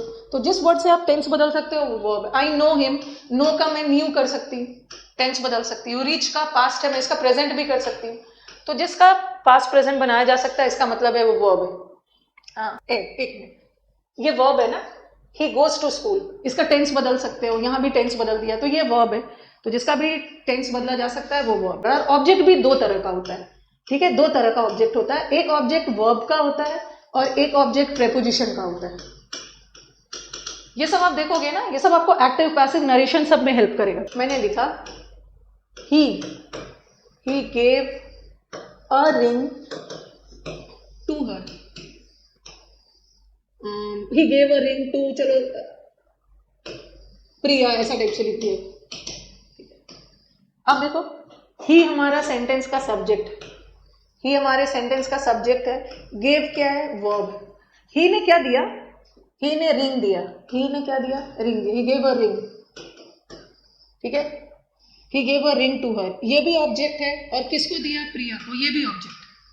दो ऑब्जेक्ट, यहाँ पे दो ऑब्जेक्ट है। हाँ, he gave a ring to Priya. हाँ चलो बताओ, इसमें दो ऑब्जेक्ट है, इसमें दो ऑब्जेक्ट है, ठीक है। एक ऑब्जेक्ट रिंग है और एक ऑब्जेक्ट, सेंटेंस में जैसे दो सब्जेक्ट आ सकता है वैसे सेंटेंस में दो ऑब्जेक्ट भी आ सकता है। ये भी ऑब्जेक्ट है, ये भी ऑब्जेक्ट है। लेकिन ये मैंने क्या बोला, ऑब्जेक्ट दो तरह के होते हैं। एक ऑब्जेक्ट वर्ब का होता है और एक ऑब्जेक्ट प्रेपोजिशन का। ये जो ऑब्जेक्ट आया है ना, ये डायरेक्टली वर्ब के बाद आया, तो ये किसका ऑब्जेक्ट है, ये वर्ब का ऑब्जेक्ट है, ये वर्ब का ऑब्जेक्ट है, ठीक है। और ये ऑब्जेक्ट किसका है, ये टू प्रेपोजिशन है। ये किसका ऑब्जेक्ट है, ये प्रेपोजिशन का ऑब्जेक्ट है। ओके, तो सेंटेंस में दो तरह का ऑब्जेक्ट होता है। एक जो वर्ब के तुरंत बाद आए वो वर्ब का ऑब्जेक्ट है, और ये प्रेपोजिशन का ऑब्जेक्ट है। एक वर्ब का ऑब्जेक्ट है और एक प्रेपोजिशन का ऑब्जेक्ट है, ठीक है। हाँ, प्रिया प्रेपोजिशन का ऑब्जेक्ट है। लेकिन अगर मैं ऐसा लिखूं, he gave Priya, he gave Priya a ring, उसने प्रिया को क्या दिया, प्रिया को रिंग दिया। ही क्या है, सब्जेक्ट, ये क्या है, वर्ब, और ये हमारा ऑब्जेक्ट है। किसको रिंग दिया, प्रिया, किसको, प्रिया को, क्या, रिंग, दोनों ऑब्जेक्ट। यहाँ भी दो ऑब्जेक्ट और वहां भी दो ऑब्जेक्ट था, बट वहां एक प्रेपोजिशन का था और एक वर्ब का था। बट अब मुझे बताओ पहले कि ये दो ऑब्जेक्ट है, ये दोनों ऑब्जेक्ट किसका है, दोनों ऑब्जेक्ट वर्ब का है। यहाँ तो कोई प्रेपोजिशन नहीं है, ये भी ऑब्जेक्ट वर्ब का है, ये भी ऑब्जेक्ट वर्ब का है। जो वर्ब के तुरंत बाद आता है ना, उसको हम इनडायरेक्ट ऑब्जेक्ट बोलते हैं, और इसको हम डायरेक्ट ऑब्जेक्ट। ओके, दोनों ऑब्जेक्ट वर्ब का है। तो हमारे सेंटेंस में दो ऑब्जेक्ट आ सकता है, या तो दोनों वर्ब का हो सकता है, बट या तो एक वर्ब का हो सकता है और एक प्रेपोजिशन का हो सकता है। अगर मैंने लिखा he fought, FOUGHT, he fought with the wolf, ये देखो, ही हमारा सब्जेक्ट है, ये वर्ब है, और ये वुल्फ ऑब्जेक्ट है। अब मुझे बताओ, जरूरी नहीं है कि वर्ब का ही ऑब्जेक्ट आए, कभी कभी सेंटेंस में वर्ब का ऑब्जेक्ट ना आके प्रेपोजिशन का भी आ सकता है। यहाँ भी ऑब्जेक्ट है वुल्फ, बट ये किसका है, ये किसका ऑब्जेक्ट है, ये जो है विथ क्या है, प्रेपोजिशन। और प्रेपोजिशन के बाद जो ऑब्जेक्ट आ रहा है ना, वो प्रेपोजिशन का ऑब्जेक्ट। तो कभी कभी सेंटेंस में एक ही ऑब्जेक्ट आएगा वर्ब का, कभी कभी सेंटेंस में एक वर्ब का आ सकता है ऑब्जेक्ट, एक प्रेपोजिशन का, और कभी कभी सेंटेंस में दो ऑब्जेक्ट आएगा, और हो सकता है कि वो दोनों ऑब्जेक्ट वर्ब का ही हो, और कभी कभी सेंटेंस में वर्ब का ऑब्जेक्ट ना हो कि प्रेपोजिशन का ऑब्जेक्ट आएगा, बस एक last sentence, he elected Priya the principal, he elected Priya the principal, उसने प्रिया को प्रिंसिपल इलेक्ट किया। मेरा भी नाम ले लीजिए, अनुज ले लिया, ये हमारा सब्जेक्ट है और ये हमारा वर्ब है और ये हमारा ऑब्जेक्ट है। अब मुझे बताओ कि इस सेंटेंस में कितना ऑब्जेक्ट है, यहाँ तो कोई प्रेपोजिशन है ही नहीं, तो कहां से प्रेपोजिशन का ऑब्जेक्ट मान, कितना ऑब्जेक्ट है यहाँ पे, ठीक है, ये तो कंफर्म है, ये ऑब्जेक्ट, यहाँ पे एक ही ऑब्जेक्ट है। क्या आप प्रिंसिपल को एक और ऑब्जेक्ट मान सकते हो, प्रिंसिपल को ऑब्जेक्ट मान सकते हो ना, यहाँ पे दो ऑब्जेक्ट नहीं है। प्रिया को ही तो प्रिंसिपल बनाया गया, ऐसा नहीं है कि प्रिया अलग है प्रिंसिपल अलग है, प्रिया ही वो प्रिंसिपल है। तो ये ऑब्जेक्ट ना होके क्या हो जाएगा, object complement. Very good Vidhi, girls are smart, ये ऑब्जेक्ट कॉम्प्लीमेंट हो जाएगा। हाँ, और मैंने लिखा he gave Priya a ring, प्रिया तो हमारा ऑब्जेक्ट है, बट हम रिंग को ऑब्जेक्ट कॉम्प्लीमेंट नहीं मानेंगे, क्योंकि प्रिया वो रिंग नहीं है, प्रिया अलग है, रिंग अलग है, तो रिंग भी ऑब्जेक्ट है, रिंग को ऑब्जेक्ट कॉम्प्लीमेंट मत मानना, क्योंकि यहाँ तो प्रिया ही प्रिंसिपल है ना, बट यहाँ तो प्रिया अलग है, रिंग अलग है, तो यहाँ पे दो ऑब्जेक्ट, यहाँ पे दो ऑब्जेक्ट। ओके, सब हाँ, ऑब्जेक्ट कॉम्प्लीमेंट है, सब्जेक्ट कॉम्प्लीमेंट नहीं है। What are adjectives? Adjectives are describing word, विशेषता बताने वाले वर्ड्स एडजेक्टिव होते हैं। इसमें बहुत ज्यादा डिस्कस करने की जरूरत नहीं है। वैसे जब एडजेक्टिव को हम डिटेल में पढ़ेंगे, जब ये चैप्टर पढ़ेंगे, इससे कैसे कैसे एरर्स आता है, बट अभी बस देख लो on a very superficial level, ऊपर ऊपर देखो कि एडजेक्टिव्स होता क्या है, किसकी विशेषता बताता है, नाउन और प्रोनाउन की विशेषता बताने वाले वर्ड्स एडजेक्टिव्स होते हैं। और मैं डिटेल में बताऊंगी, क्योंकि लास्ट ईयर का मैंने जो पेपर देखा सीपीओ का, सीपीओ के पेपर में देखा था, उसे हम डिटेल में डिस्कस करेंगे जब एडजेक्टिव्स पढ़ेंगे, डिटेल में डिस्कस करेंगे। एरर कहाँ से आ रहा है? सीपीओ के पेपर में मैंने देखा एडजेक्टिव का बहुत कॉन्सेप्चुअल एरर आया, एडजेक्टिव के यूज से एरर आया। एडजेक्टिव नाउन के पहले यूज होता है या नाउन के बाद यूज होता है? एक बार मुझे रिस्पॉन्ड करके बताएंगे, एडजेक्टिव नाउन के पहले यूज होता है या बाद में? एडजेक्टिव नाउन के पहले भी यूज हो सकता है, एडजेक्टिव नाउन के बाद भी यूज हो सकता है। तो इसे हम डिटेल में पढ़ेंगे, एडजेक्टिव का प्रेडिकेटिव और एट्रीब्यूटिव यूज, जब हम एडजेक्टिव डिटेल में पढ़ेंगे। बस अभी देख लो, विशेषता बताने वाले वर्ड्स एडजेक्टिव होते हैं, ठीक है। जूनियर क्लासेस में आपको टीचर, जो आपका दिमाग छोटा होता है, समझा देते हैं कि जब भी पता चले ना, जब भी क्वेश्चन पूछो कैसा और कितना, कैसा और कितना का जवाब मांग रहे हैं, तो वहां से एडजेक्टिव आता है। देखो, the clever fox defeated the brave lion. कैसा fox? Clever fox. Fox noun है, कैसा? क्लेवर, ये एडजेक्टिव है, नाउन की विशेषता। और यहाँ पे देखो ब्रेव लायन, लायन क्या है? नाउन, कैसा? ब्रेव। तो कैसा का जवाब आ रहा है, विशेषता बता रहा है लायन एंड फॉक्स की। These are adjectives. नेक्स्ट, बाद में नहीं, दोनों, नाउन के पहले भी नाउन के बाद भी, वो हम एडजेक्टिव में डिटेल में पढ़ेंगे। ओके, नाउन के पहले मैम नहीं, नाउन के बाद भी आ सकता है एडजेक्टिव। ये देखो, ये देखो, Ram is smart, Ram smart है, नाउन के बाद आ रहा है एडजेक्टिव। फिर मैंने लिखा he is a smart boy, he is a smart boy, boy noun है, कैसा? स्मार्ट। तो यहाँ एडजेक्टिव नाउन से पहले और यहाँ एडजेक्टिव नाउन के बाद, वो सब हम डिटेल में डिस्कस करेंगे जब एडजेक्टिव पढ़ेंगे। Okay, the doctors say that it is a hopeless case. चलिए बताइए यहाँ पे एडजेक्टिव कौन है? Which is the adjective in this sentence? Answer बताइए पहले। और adjectives can be used before a noun as well as after a noun. hopeless case, case क्या है? See, this is an article, ये आर्टिकल है, और जब आर्टिकल आ गया तो किसी न किसी नाउन के लिए यूज होगा ना। ये आर्टिकल किसके लिए यूज हो गया? केस के लिए, ठीक है। केस नाउन है, और कैसा केस? होपलेस, कुछ नहीं हो सकता है, ये एडजेक्टिव है, एडजेक्टिव। नेक्स्ट वाला, she is smart enough to deal with the situation. देखो, वो इस सिचुएशन को डील करने के लिए काफी स्मार्ट है। और किसकी विशेषता बता रहा है? शी की। शी क्या है? प्रोनाउन। और an adjective can describe a noun as well as a pronoun also. So here the adjective is describing a pronoun. यहाँ प्रोनाउन की विशेषता बता रहा है। Some students help her to do the work, some students ने उसको help किया work को करने के लिए। देखो यहाँ पे मैंने बोला था ना कि क्या का जवाब मांगोगे? कैसा और कितना। कितने स्टूडेंट्स? कुछ स्टूडेंट्स। कुछ स्टूडेंट्स, स्टूडेंट्स क्या है? नाउन। कितने? सम। तो some is also an adjective. अभी मैं एक और चीज बताऊंगी, some is also an adjective. Some adjective तो है, बट सम को हम एडजेक्टिव ना बोल के डिटर्मिनर बोलेंगे। अभी मैं आपको बताऊंगी डिटर्मिनर होता क्या है। The first chapter of the book is very interesting. कौन कौन सा है इसमें adjective? The first chapter of the book is very interesting, कौन सा एडजेक्टिव है? फर्स्ट चैप्टर क्या है? ये द आर्टिकल चैप्टर के लिए लगा है, चैप्टर नाउन। कैसा चैप्टर? First chapter. और नाउन की विशेषता बताने वाले वर्ड्स एडजेक्टिव्स होते हैं, एडजेक्टिव्स में से इंटरेस्टिंग भी एडजेक्टिव। ये इंटरेस्टिंग किसकी विशेषता बता रहा है? First chapter interesting. कौन सा चैप्टर? फर्स्ट। और चैप्टर क्या है? इंटरेस्टिंग। इसे हम डिटेल में डिस्कस करेंगे। कभी कभी वर्ब का आईएनजी फॉर्म भी एडजेक्टिव का काम करता है, जिसे हम प्रेजेंट पार्टिसिपल बोलते हैं, ठीक है। We will do it in detail when we will be doing verb and all. हाँ, यस। अब मुझे एक चीज आपको बतानी थी, एडजेक्टिव्स और डिटरमिनर्स के बीच का डिफरेंस। पहले क्या था? ओल्ड इंग्लिश में ये जो डिटरमिनर्स है, जो डिटरमाइन करता है, ये एडजेक्टिव का ही हिस्सा हुआ करता था। बट अब मॉडर्न इंग्लिश ने क्या किया है? एडजेक्टिव को अलग कर दिया है, डिटरमिनर्स को अलग कर दिया है। वैसे ये डिटरमिनर्स भी एडजेक्टिव ही होता है, लेकिन आपसे कोई पूछे कि ठीक है डिटरमिनर्स भी एडजेक्टिव ही होता है, बट दोनों में डिफरेंस क्या है? बस एक डिफरेंस है, ये भी डिटरमिनर्स ही है, सॉरी ये भी एडजेक्टिव ही है, बट दोनों में डिफरेंस क्या है कि एडजेक्टिव के डिग्रीज बनते हैं।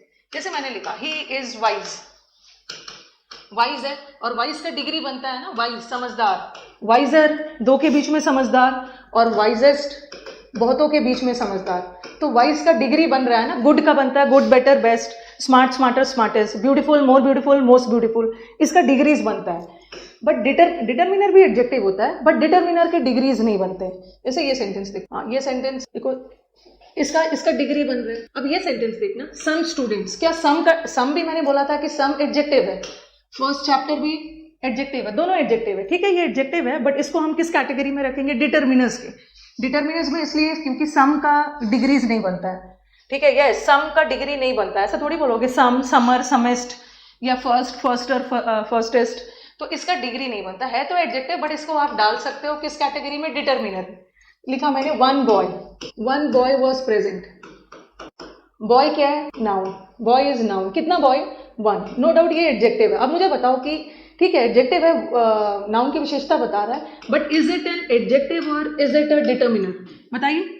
सम, समर, समस, हाँ बताओ, बताइए किस कैटेगरी में डालोगे। सी वाले में एडजेक्टिव कौन सा है, सी वाले में एडजेक्टिव स्मार्ट है ना, स्मार्ट है, इसको क्या में डालोगे, ठीक है एडजेक्टिव है, बट एडजेक्टिव का ही डिटर्मिनर में डालोगे, वन, वनर, वनेस्ट नहीं होगा, है ये adjective, but precisely speaking this is a determiner, because इसका डिग्री नहीं बनता है, इसका डिग्रीज नहीं बनता है, यस ओके, इसका डिग्रीज नहीं बनता है, ओके हाँ।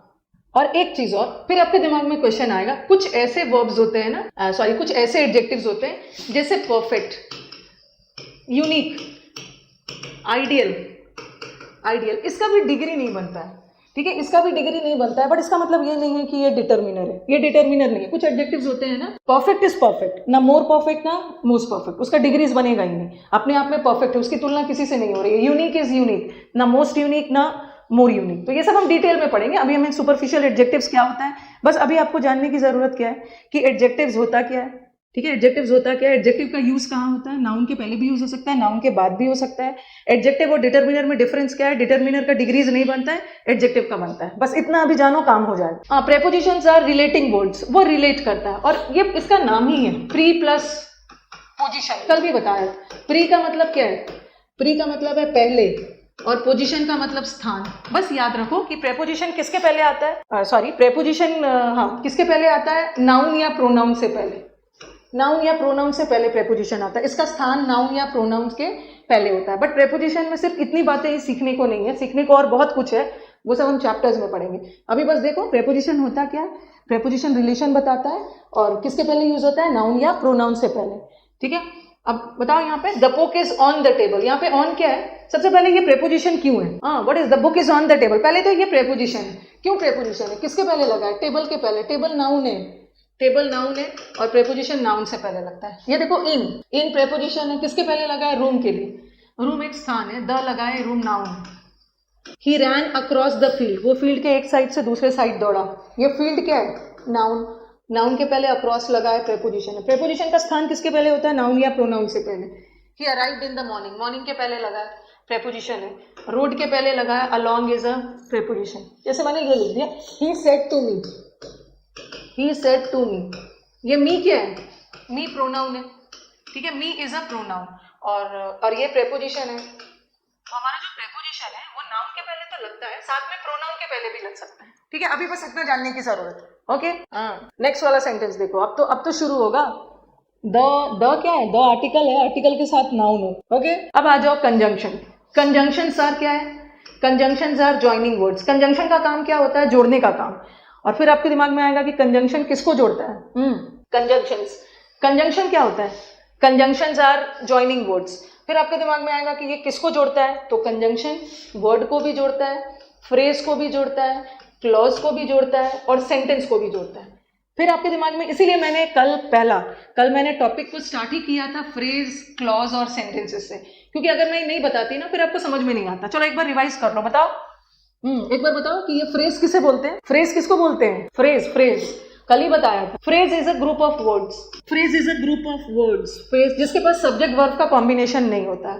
क्लॉज के पास सब्जेक्ट वर्ब होता है, और सेंटेंस के पास भी सब्जेक्ट वर्ब होता है, ठीक है। सेंटेंस मीनिंगफुल सेंस देता है, बट क्लॉज कभी मीनिंगफुल सेंस दे भी सकता है, नहीं भी दे सकता है।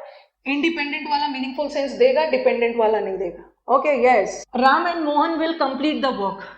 इसमें देखो ये राम एक वर्ड है और मोहन एक वर्ड है, और इसको कौन जोड़ रहा है, एंड, तो ये कंजंक्शन है। तो कंजंक्शन हमारा वर्ड को भी जोड़ सकता है, कंजंक्शन वर्ड को भी जोड़ सकता है, ओके। नेक्स्ट वाला सेंटेंस देखो, I will meet you at office और एट होम। इसमें कंजंक्शन कौन सा है, बताइए कौन सा कंजंक्शन है इसमें, सेकंड वाले में कौन सा कंजंक्शन है, और यहाँ पे कंजंक्शन। कंजंक्शन है तो मतलब किसी ना किसी चीज को जोड़ रहा है ना। अब आप मुझे बताओगे, प्रूफ करो कि ये कंजंक्शन क्यों है और किसको जोड़ रहा है, किसको किसको जोड़ रहा है, किसको जोड़ रहा है। I will meet you at office और एट होम, मैं आपसे ऑफिस में मिलूंगी या तो घर पे मिलूं।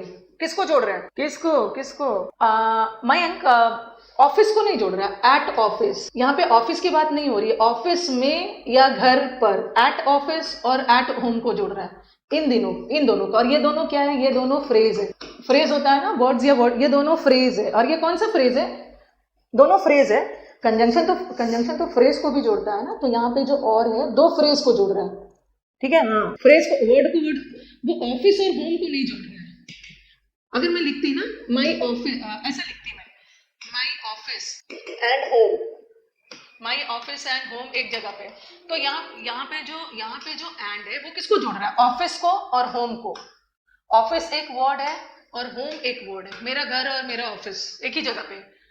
लेकिन यहाँ पे वो वर्ड को नहीं जोड़ रहा। एट ऑफिस एक फ्रेज है और एट एक होम एक फ्रेज है। और कौन सा फ्रेज है ये, प्रेपोजिशनल फ्रेज, प्रेपोजिशन फ्रेज है। नहीं, ऑब्जेक्टिव फ्रेज कोई फ्रेज नहीं होता है। ये कौन सा फ्रेज अपने से बना दिया, ऑब्जेक्टिव फ्रेज। ओके, ये प्रेपोजिशनल फ्रेज है और दोनों फ्रेज को ये जोड़ रहा है। ओके, चलिए नेक्स्ट वाला। ही said that he was busy. चलो बताओ, इसमें दैट कंजंक्शन है और कंजंक्शन है मतलब किसी ना किसी को जोड़ रहा होगा ना। अब बताओ, जब कोई भी चीज आप देखते हो ना कि ये वर्ड नाउन है, ये प्रोनाउन है, ये कंजंक्शन है, तो साथ में प्रूफ भी करना है। मैथ्स में प्रूफ करते हो, यहाँ पे प्रूफ करो कि ये कंजंक्शन क्यों है, क्यों कंजंक्शन है, किसको जोड़ रहा है कि conjunction. Very good Sonu Kumar, clause को जोड़ रहा है। ये क्या है, सब्जेक्ट, और कि ये क्या है, ये पूरा तो एक वाक्य है। ये वाक्य दो क्लॉज से बना है, एक सब्जेक्ट वर्ब ये है, ठीक है, एक सब्जेक्ट वर्ब ये है और एक सब्जेक्ट है और ये वर्ब है, वॉज वर्ब, सब्जेक्ट वर्ब, दो क्लॉज है और इन दोनों क्लॉज को कंजंक्शन जोड़ रहे हैं और कंजंक्शन क्लॉज को भी तो जोड़ता है। ओके, तो इज इट क्लियर, यस। तो यहाँ पे कंजंक्शन ने, ये जो कंजंक्शन है वर्ड को वर्ड से जोड़ा, कंजंक्शन वर्ड को भी जोड़ता है। यहाँ कंजंक्शन ने फ्रेज को फ्रेज से जोड़ा और यहाँ कंजंक्शन ने क्लॉज को क्लॉज से जोड़ा, ये कंजंक्शन, ठीक है। क्लॉज को क्लॉज से जोड़ा, दोनों इंडिपेंडेंट क्लॉज है राहुल, दोनों इंडिपेंडेंट है। He said he was busy, दोनों इंडिपेंडेंट है और क्लॉज दो इंडिपेंडेंट को भी जोड़ सकता है, एक इंडिपेंडेंट और दूसरे डिपेंडेंट को भी जोड़ सकता है। Okay, yes. अच्छा, ब्रिज के नीचे रुक कर क्लास देख रहे हो, that should be the spirit. Okay, हाँ, अब सेंटेंस को भी जोड़ सकती हूँ। मैंने लिखा he was ill, full stop, he was ill, ये फुल स्टॉप हो गया। ही couldn't do the work, he couldn't do the work। ये दो वाक्य है, फुल स्टॉप आ गया ना, फुल स्टॉप आ गया तो ये एक वाक्य हो गया और ये एक वाक्य हो गया। और कंजंक्शन वाक्य को भी जोड़ता है। चलो बताओ, इसको क्या चीज से जोड़ सकते हो, दो वाक्य है, इसको जोड़ के एक बनाना है। हाँ बताइए, चलो बताओ, आंसर बताओ। इसको ऐसे जोड़ सकते हो, यहाँ कारण बता रहा है, as he was ill he couldn't do the work। यहाँ पे कंजंक्शन कौन है, एज से भी जोड़ सकते हो, वैरायटी ऑफ कंजंक्शन से। आप सिंस से भी जोड़ सकते हो, सिंस ही वॉज इल, इससे भी जोड़ सकते हो, ऐसा भी बोल सकते हो, he couldn't do the work because he was ill, ठीक है, because he was ill, और ये लगा रही he couldn't do the work, वो काम को नहीं कर पाया because he was ill, तो यहाँ पे because कंजंक्शन हो गया। he was ill so he could not do the work, he was ill therefore he could not do the work, तो ये therefore so ये सब कंजंक्शन है। तो कंजंक्शन से आप वाक्य को भी जोड़ सकते हैं, ठीक है। ये सब हमारे CAPF के एग्जाम्स वगैरह में आता है, UPSC CAPF के एग्जाम्स में जहाँ डिस्क्रिप्टिव आता है, वहां पे वो दो सेंटेंस दे देंगे और ब्रैकेट में लिख देंगे इसे कंजंक्शन से जोड़िए। ओके, तो इज इट क्लियर। सो भी लगा सकते हो, सो भी लगा सकते हो, बट नहीं लगाओगे। बट वाला सेंटेंस में तो एक पॉजिटिव जाएगा, दूसरा नेगेटिव जाएगा। आगे बढ़ा जाए, सो भी लगा सकते हो, सिंस भी लगा सकते हो, एज भी लगा सकते हो, बिकॉज भी लगा सकते हो, देयरफॉर भी लगा सकते हो। ये इंटरजेक्शन देखो, ये कल मैंने बताया था 8 पार्ट ऑफ स्पीच है, 7 मैंने पढ़ा दिया और ये 8वां इंटरजेक्शन है। यहाँ से ऐसे कोई खास एरर आता नहीं, बट आपको जानना चाहिए। कभी कभी हो सकता है ना, जैसे आप कभी स्टेट लेवल के एग्जाम्स दे रहे हैं, सेंटेंस लगा दिया हुर्रे और इसको अंडरलाइन कर दिया और ऑप्शन में दे दिया कि बताओ कि ये कौन सा पार्ट ऑफ स्पीच है। बस आपको इतना पता होना चाहिए, ये इंटरजेक्शन है। हम इंटरजेक्शन का यूज कब करते हैं, इंटरजेक्शन का यूज कब करते हैं ना, whenever you interjections are used to express sudden feeling of joy, अचानक से जॉय वाली, सरप्राइज वाली, एक्सक्लेमेटरी सेंटेंस में जिसको हम यूज करते हैं। एक्सक्लेमेटरी सेंटेंस मतलब विस्मयादि बोधक sentences. What are exclamatory sentences?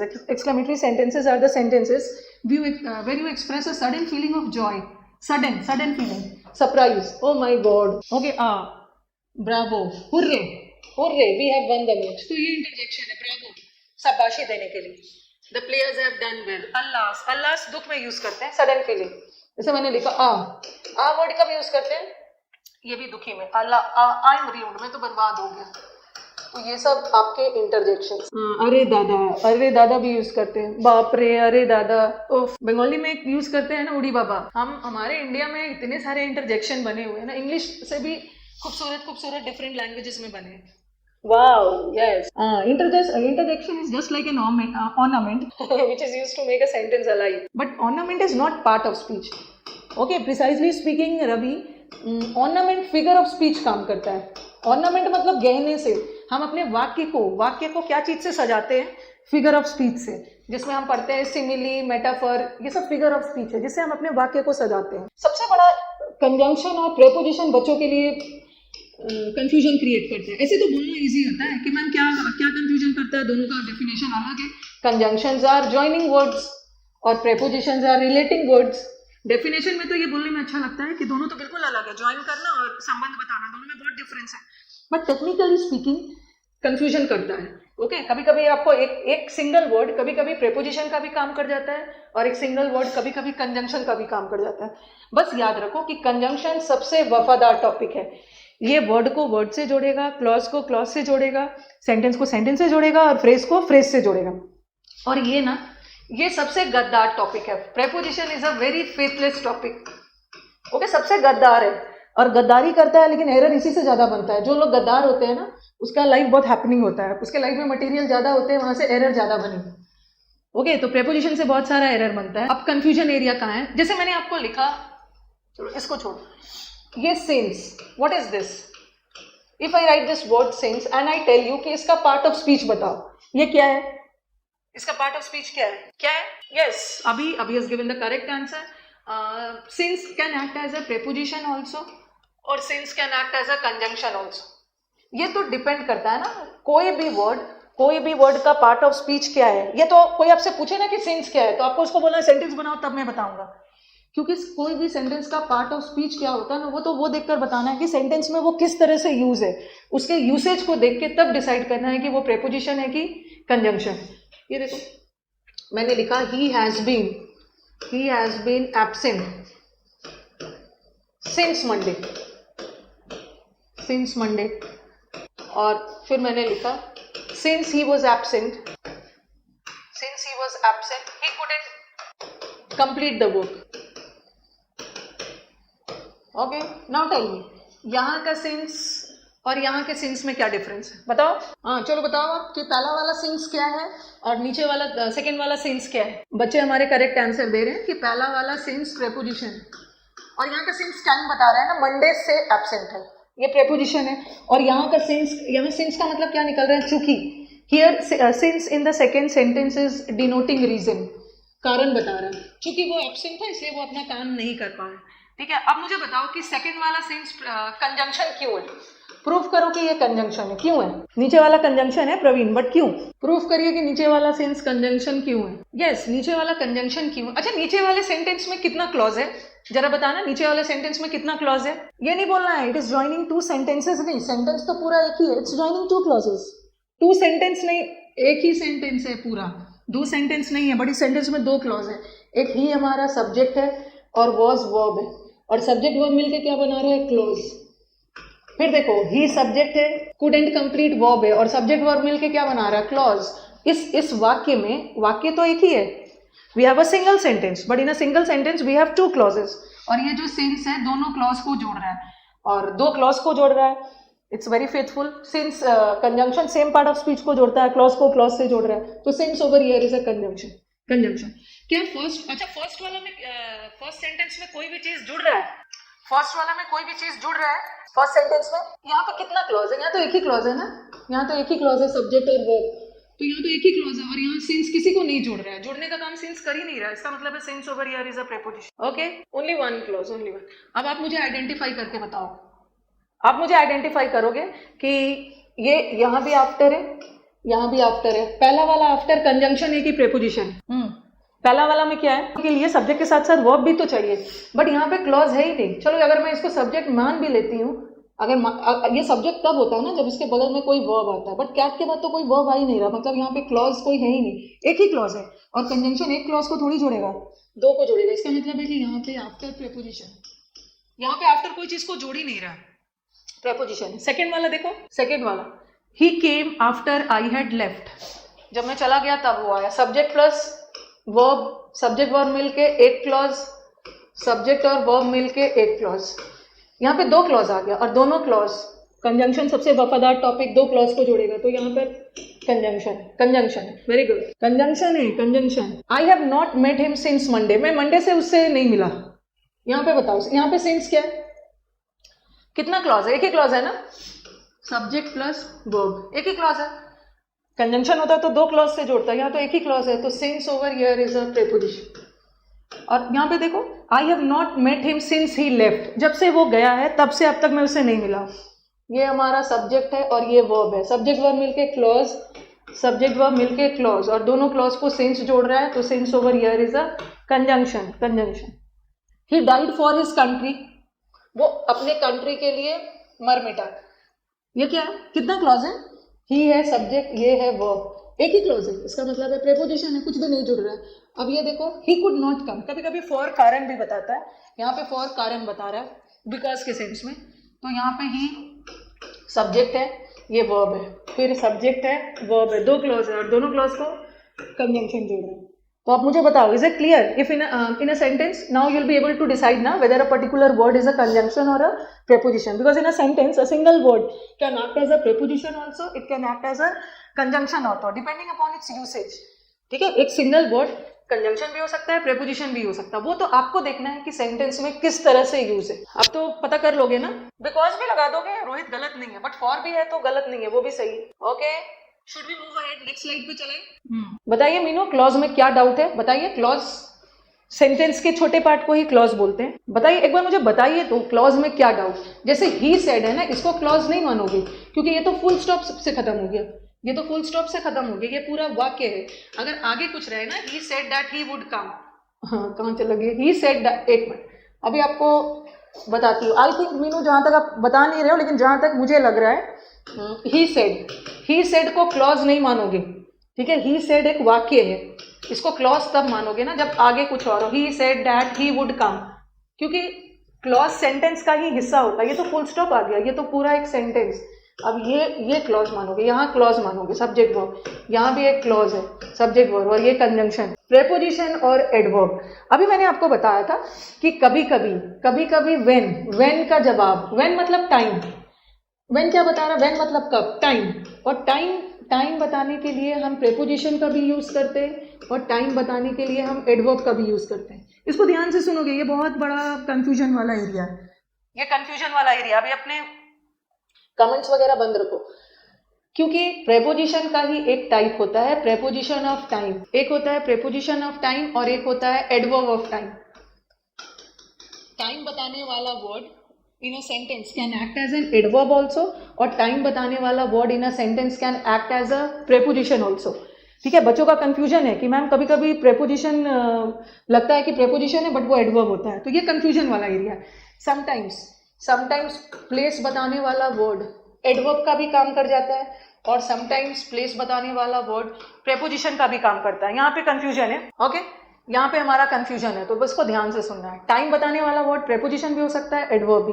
अब आपको डिसाइड करना है कि कहाँ पे प्रेपोजिशन है और कहाँ पे एडवर्ब है। कभी कभी प्लेस बताने वाले वर्ड्स, क्योंकि एडवर्ब का एक टाइप होता है एडवर्ब ऑफ प्लेस, और प्रेपोजिशन का भी एक प्रकार होता है प्रेपोजिशन ऑफ प्लेस।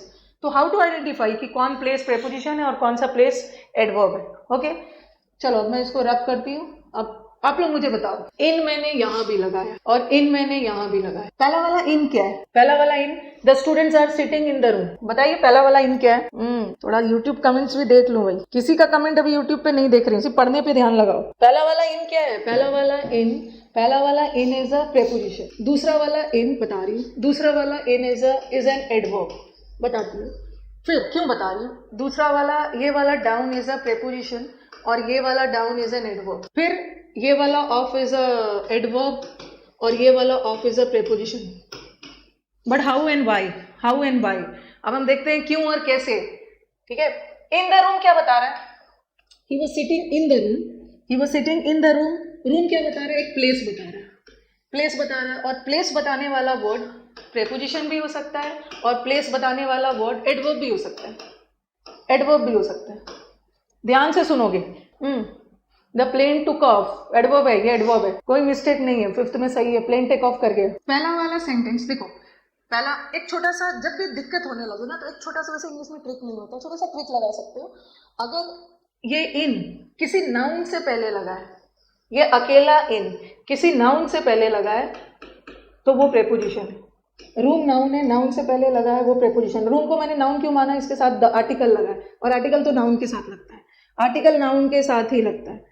नेक्स्ट वाला देखो, ही केम in and took some rest, वो अंदर आया और रेस्ट लिया। अब मुझे बताओ, क्या इन किसी नाउन के पहले लगा है? इन किसी नाउन के पहले नहीं लगा है ना, यहाँ तो इन नाउन से पहले लगा और प्रेपोजिशन नाउन से पहले लगता है, बट यहाँ तो इन किसी नाउन के पहले नहीं लगा। केम की विशेषता बता रहा है, केम वर्ब है, केम वर्ब है और वर्ब की विशेषता एडवर्ब बताता है, वर्ब की विशेषता एडवर्ब बता रहा है। ओके, नेक्स्ट वाला, the boat sail down the river. यहाँ का डाउन देखो, यहाँ डाउन किसके पहले लगा है? रिवर के पहले, और रिवर नाउन है, नाउन के पहले लगा है प्रेपोजिशन, नाउन के पहले लगा है प्रेपोजिशन। और यहाँ देखो, ही सैट डाउन, वो बैठा और मुझसे बातें किया।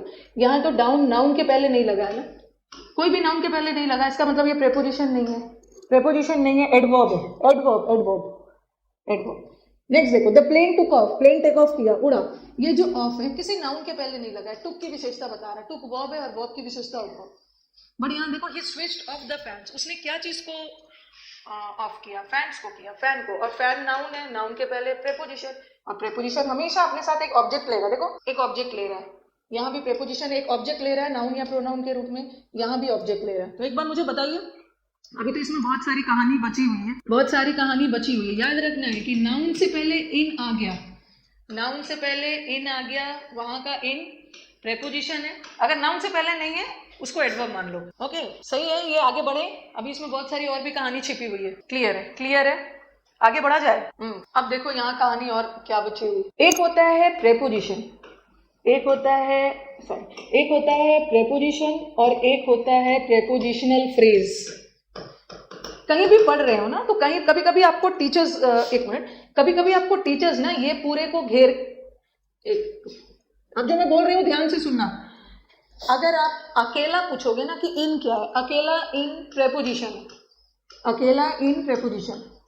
इन का मतलब रूम, रूम अकेला इन का मतलब होता है में, रूम में, अकेला in is a preposition. Okay, but अगर मैं ये ले लूं इन द रूम, ये क्या बन गया? ये क्या बन गया? ये क्या बना? इन द रूम क्या हो गया? इन द रूम 3 वर्ड से बना है, 3 वर्ड से बना है, तो ये फ्रेज है, ये फ्रेज है, फ्रेज है। हाँ, और कौन सा फ्रेज? Prepositional phrase. सबसे बड़ा बच्चों का कंफ्यूजन है, प्रेपोजिशन में कंफ्यूजन नहीं। अभी मैंने प्रेपोजिशन और एडवर्ब के बीच का डिफरेंस बता दिया, ठीक है? प्रेपोजिशन और एडवर्ब के बीच का क्या डिफरेंस बताया? नाउन से पहले है प्रेपोजिशन, नाउन से पहले है प्रेपोजिशन, यहाँ भी नाउन से पहले है प्रेपोजिशन, बट नाउन से पहले नहीं है तो एडवर्ब, ठीक है? हाँ, और अभी तो मैंने प्रेपोजिशन एडवर्ब बनाया। अब ये क्या है? अकेला इन तो प्रेपोजिशन था, बट ये जो तीनों को मैं प्रेपोजिशन नहीं मानूंगी, क्योंकि प्रेपोजिशन तो एक वर्ड का है, ये प्रेपोजिशनल फ्रेज है, ठीक है? प्रेपोजिशनल फ्रेज है। अब आपका कंफ्यूजन कहाँ पे होगा? कंफ्यूजन होता है प्रेपोजिशन और एडवर्ब में नहीं, आपका कंफ्यूजन होगा प्रेपोजिशनल फ्रेज और एडवर्ब में। अकेला प्रेपोजिशन एडवर्ब का काम नहीं करेगा, बट प्रेपोजिशनल फ्रेज एडवर्ब का काम कर सकता है।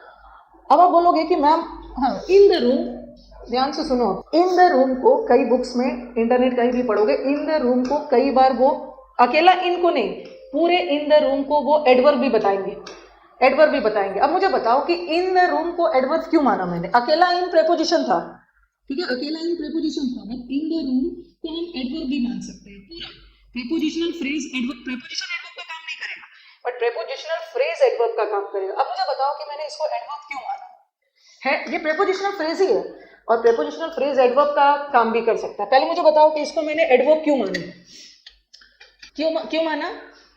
हाँ, क्योंकि इन द रूम किसकी विशेषता बता रहा है? चलिए, इन द रूम किसकी विशेषता बता रहा है? Very good Rajni. Students in the room नहीं है, स्टूडेंट्स आर सिटिंग, और आर सिटिंग वर्ब है, और वर्ब की विशेषता बताने वाले वर्ड्स एडवर्ब होते हैं। ठीक है, तो कई बार आप इसको एडवर्ब भी मान सकते हो, क्योंकि प्रेपोजिशनल फ्रेज, अकेला प्रेपोजिशन तो नहीं, बट प्रेपोजिशनल फ्रेज भी एडवर्ब का काम कर सकता है, एडवर्ब का काम कर सकता है। सिटिंग की विशेषता बता रहा है। बट अगर मैं ऐसा लेती, अगर मैं इन को लेती, मैं इन को एडवर्ब नहीं मानती, क्योंकि अकेला इन सिटिंग की विशेषता नहीं बता रहा है, अकेला इन रूम की विशेषता बता रहा है। इन का मतलब में, ठीक है, इन का मतलब में किसमें, ये रूम की बता रहा है, रूम की बता रहा है, तो ये एडवर्ब नहीं है, ये अकेला इन प्रेपोजिशन है। बट अगर मैं ये सबको ले लूँ फ्रेज को, तो ये किसकी विशेषता बता रहा है, सिटिंग की। सिटिंग वर्ब है और वर्ब की विशेषता बताने वाले words adverb, adverb, adverb. Yes, okay, next वाला तो इजी है, इसमें तो कोई दिक्कत ही नहीं है, तो एडवर्ब है, ये एडवर्ब है। अगर मैं अकेला डाउन बोलूं, अकेला डाउन क्या है, डाउन किसके डाउन, रिवर के डाउन, अकेला डाउन ना रिवर की विशेषता बता रहा है, तो ये तो प्रेपोजिशन है। बट अगर मैं इसको पूरा ले लूं, पूरे फ्रेज को ले लूं, अगर पूरा फ्रेज देखा जाए तो ये किसकी विशेषता बता रहा है, यहां से आपका थोड़ा सा लेवल बढ़ेगा, और लेवल बढ़ेगा क्या, कॉन्सेप्ट से आपको समझना है। किसकी विशेषता बता रहा है, down the river, sorry boat down the river क्या किया, सेल किया, सेल वर्ब है, तो ये क्या हो गया, एडवर्ब। तो sometimes prepositional phrases can also be addressed as adverb. क्या पूछ रहे हैं, a man of kind nature, he is a man of kind nature, तो ऑफ काइंड नेचर, नेचर की विशेषता थोड़ी बता रहे हैं, नेचर यहाँ स्ट्रेस ही नहीं दिया जा रहा है, यहाँ स्ट्रेस दिया जा रहा है काइंड पे, तो ये एडजेक्टिव फ्रेज हो गया, एडजेक्टिव फ्रेज हो गया, यहाँ नेचर पे नहीं दिया जा रहा है, नेचर उसका क्या है, काइंड है। ओके, सेल्ड की बता रहे हैं, हाँ, girls are very smart. Okay, अब नेक्स्ट वाला बताओ, ये तो कोई दिक्कत की बात नहीं है, यहाँ तो कोई नाउन वगैरह है नहीं, ये तो एडवर्ब है, और यहाँ भी देखो एडवर्ब है। अब मुझे बताओ, अकेला ऑफ तो प्रेपोजिशन था, but of the fans, of the fans he of the fans नहीं है, ही ने फैंस को स्विच ऑफ किया, स्विच ऑफ वर्ब है, और वर्ब की विशेषता एडवर्ब, तो प्रेपोजिशनल फ्रेज एडवर्ब भी होता है। आ रहा है वैष्णवी, आपका मैसेज आ रहा है, उसीलिए मैंने बोला ना अंकुर, वेयर का आंसर प्रेपोजिशन भी दे सकता है, वेयर का आंसर एडवर्ब भी दे सकता है। ओके, देखो यहाँ वेयर अकेला इन रहता तो उसको प्रेपोजिशन मानते, बट ये पूरा फ्रेज हो गया, सिटिंग की बता रहा है, एडवर्ब, स्विच की बता रहा है, तो ये नहीं सोच लेना कि वेयर का आंसर हमेशा एडवर्ब ही देता है, एडजेक्टिव भी दे सकता है, सॉरी एडवर्ब भी दे सकता है। अब कंफ्यूजन आ सकता है एडजेक्टिव और एडवर्ब में, बस याद रखना नाउन या प्रोनाउन की विशेषता बताने वाले वर्ड्स एडवर्ब, सॉरी एडजेक्टिव, और वर्ब की विशेषता बताने वाले वर्ड्स एडवर्ब है। वैसे हम एडवर्ब और भी डिटेल में करेंगे। फ्रेजल वर्ब जो होता है ना कमल, फ्रेजल वर्ब प्लस प्रेपोजिशन से भी बनता है, और फ्रेजल वर्ब प्लस एडवर्ब से भी बनता है। हाँ, रिकॉर्डेड वीडियोस 3 o'clock के बाद मिलेगा। अगर आपसे कोई पूछे कि ये हार्ड क्या है, ठीक है, हार्ड क्या है उससे बोलना, सेंटेंस बनाओ, तभी मैं बताऊंगा, इतना मूर्ख नहीं हो।